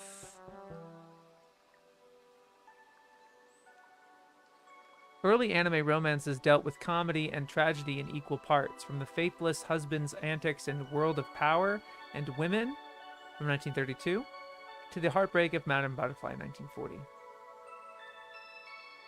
Some wartime anime remained humorous, although others put joking aside in order to warn audiences of the dangers lurking unseen, as in Sanai Yamamoto's Defeat of the Spies in 1942. The post-war period brought increased access to Disney films such as Bambi, encouraging Japanese animators to consider tragic scenes alongside the comedy of traditional children's entertainment. This maturing of attitude to storytelling helped lift anime out of the single funny vignettes of cartoon shorts and into feature-length storytelling as followed in The Littlest Warrior in 1961. However, the desire to appeal to a children's market continued to limit romantic plots or the seriousness of certain topics. Woof Woof 47 Ronin adapted a famous tragedy from the kabuki stage, tempered by the use of a cast of talking cartoon dogs, which detracted from its dramatic weight. As the cinema market slumped in the 1960s with the onslaught of television, Tezuka attempted to find a new niche with his erotic romances in 1001 Nights, Cleopatra, Queen of Sex. Anime, however, has never shied away from drama and tragedy, even in works intended for children like The Harrowing Ringing Bell and Kimba the White Lion. No mention of Belladonna, though. That's weird. They mentioned 1001 Nights and Cleopatra, but not Belladonna? The one that's the most tragic and the most romantic? Nani? Alright. The growth of the 1970s of the female manga market led to the adaptation of many more romance stories for animation. Candy Candy established many durable conventions of the girls' anime, including the orphan heroine victimized and persecuted like Cinderella, enjoying the attentions of a secret benefactor or admirer, such as that found in Daddy Longlegs, and enduring a series of torments while waiting for her Prince Charming, often in the company of a small furry animal. Such dramatic traditions were even influenced the plots of anime supposedly based on historical fact, such as the breathless excitement of young Princess Diana in 1986. Homosexual longing and romance did not solely rely on the arrival of video, first appearing in the TV series Paterio. However, video made it far easier for anime with more mature themes to go into production, such as gay subjects of Song of Wind and Trees. As the niche market expanded for amateur and professional comics featuring love between handsome young men, gay characters in anime gained wider acceptance. Sci-fi and fantasy settings were also popular, as Ties of Love and Tokyo Babylon showed in 1992. But anime also made use of real-life backdrops, the tales of gay sexuality and its social consequences. Like the family in O Family, football and music in Zetsugai, and organized crime in Kizuna. Girl-on-girl crushes are usually portrayed as innocent adoration, but sometimes with a lesbian subtext, such as in Utna. Okay, that was kind of a underwhelming analysis of Yuri and Yaoi. Okay. The same period, however, also saw maturation of themes on TV with extended romantic dramas such as Touch and Maison Ikkoku. Following the success of The Alien Spouse of Urusei Yatsura, romance of the 90s often took on the characteristics of a dating simulation computer game, in which a male protagonist was obliged to work out which of the several contenders would be the most appropriate choice for a happy ending. This has led to the harem tradition typified by Tenchi Muyo, in which a single boy is surrounded by a cast of adoring females. The extremes to which this has been carried are exemplified by Negima and Hanayuko Maid Team, where the underage male protagonist is surrounded by literally dozens of women from whom to choose. Slacker mentality comes to the fore, with pretty girls that materialize by accident in lonely geeks' closets, or memory loss subplots that offer hope from forgotten childhood contacts. The archetypal lead for the harem show is often a solitary shut-in with borderline Asperger's syndrome.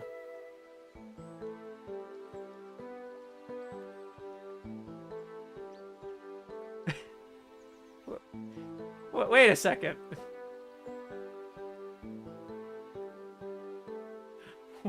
What?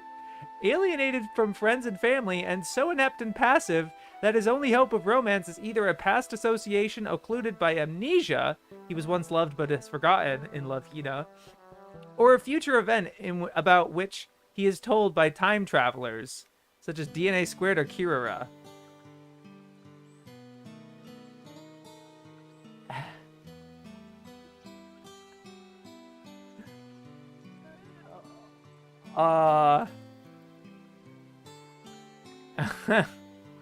The archetypal lead for the harem show is often a solitary shut-in with borderline Asperger's syndrome.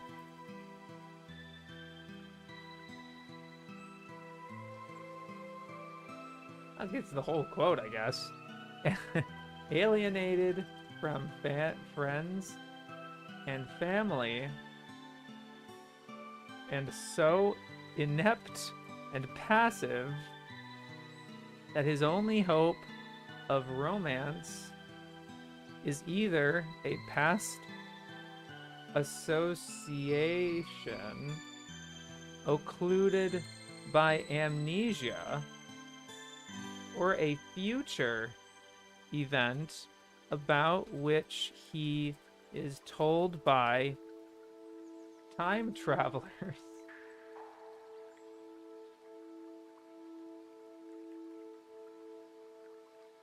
There is no now for the harem's show's point of identification. Now is a miserable, dull, pointless time. Although there may have been a dream time then, when he was popular with girls, and might one day be a dream time soon, when he will be again, while the girls themselves are often gamified, presented as puzzles to be solved, or as in Clanad, as prizes to be won by the resolution of box-ticking traumas?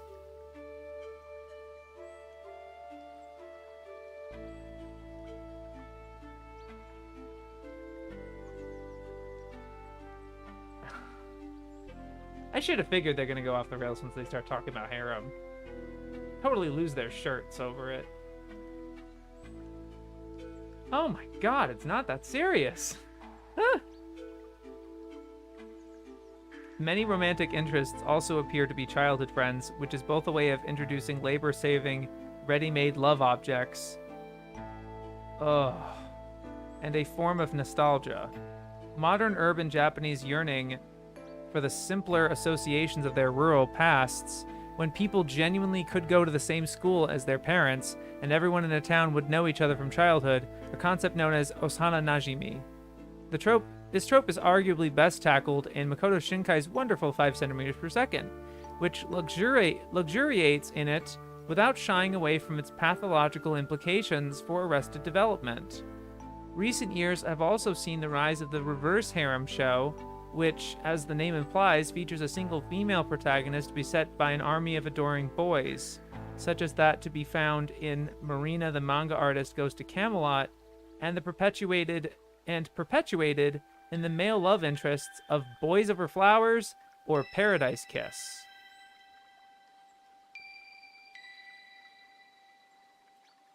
They could have brought up actual Yuri series with canon ships and relationships. Yeah, I guess. It's so bizarre they went back to the first male gay TV series with Patario and then examples after, but for Yuri, it was so brief. Yeah. And that's coming from me, a mega fan of male gay anime. As a diagnosed Asperger, I think I'm offended. Oh, I'm so sorry, Weird Proc. Jesus.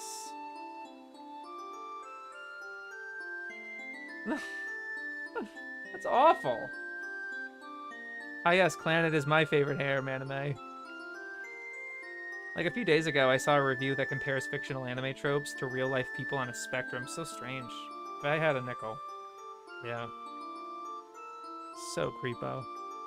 The proliferation of quasi-incestuous titles like Silent Princess or Onegai Teacher's sequel, Onegai Twins, may be another symptom of modern life, perhaps related to the shortage of real-world siblings noted in Boo Boo Cha-Cha. Living in close proximity to a sibling, humans in the real world are subject to the Westermarck effect, a deadening of any mating impulses. In fact, the onset of a lack of sexual interest. In effect, the onset of a lack of sexual interest. Traditional China and Japan, however, both have many cases of adopted daughters brought into a family as potential marriage candidates for the family's son, making the idea of romantic attraction to a stepsister less odd than it may first appear in shows such as Marmalade Boy.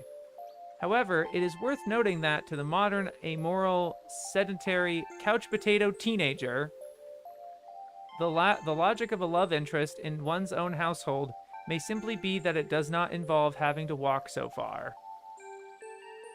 Oh. Good God. It is worth noting that to the modern, amoral, sedentary, couch potato teenager, the logic of a love interest in one's own household may simply be that it does not involve having to walk so far. What a great place to end it, huh? There's never a good enough maybe ending on you would have been better. Because at least that one, like, they were positive about Utsunomiko or whatever, but dear Lord, that was so boomer. Yeah. Goodness. Well, it's approaching 4:30 for me. So that means I need to get the heck out of here. Yeah, for real. It does have a weird ring to it how they compare harem protags to people on the spectrum. Like, I sort of get where they're coming from, but when they're constantly dunking on harem shows and protags, it does come off a bit weird. Hi, joining late because it was around 6 a.m. for me when you started. Fair Glowworm, and I'm so sorry. I am heading out right now. But there's the whole VOD for you. You should definitely check out the section about Utena. Woo, boy! And then there were some fun gems towards the end of the stream here with religion and belief and romance and drama. Ugh. But otherwise, yeah, I'm so sorry I have to go like super soon as you join. Anyway, it was great talking to you guys. Thank you so much for showing up. I'm gonna head out of here. Gotta go. I'll see you Friday. Yo, peace. I didn't have to put the button here. Whatever. Bye-bye. Yo, peace.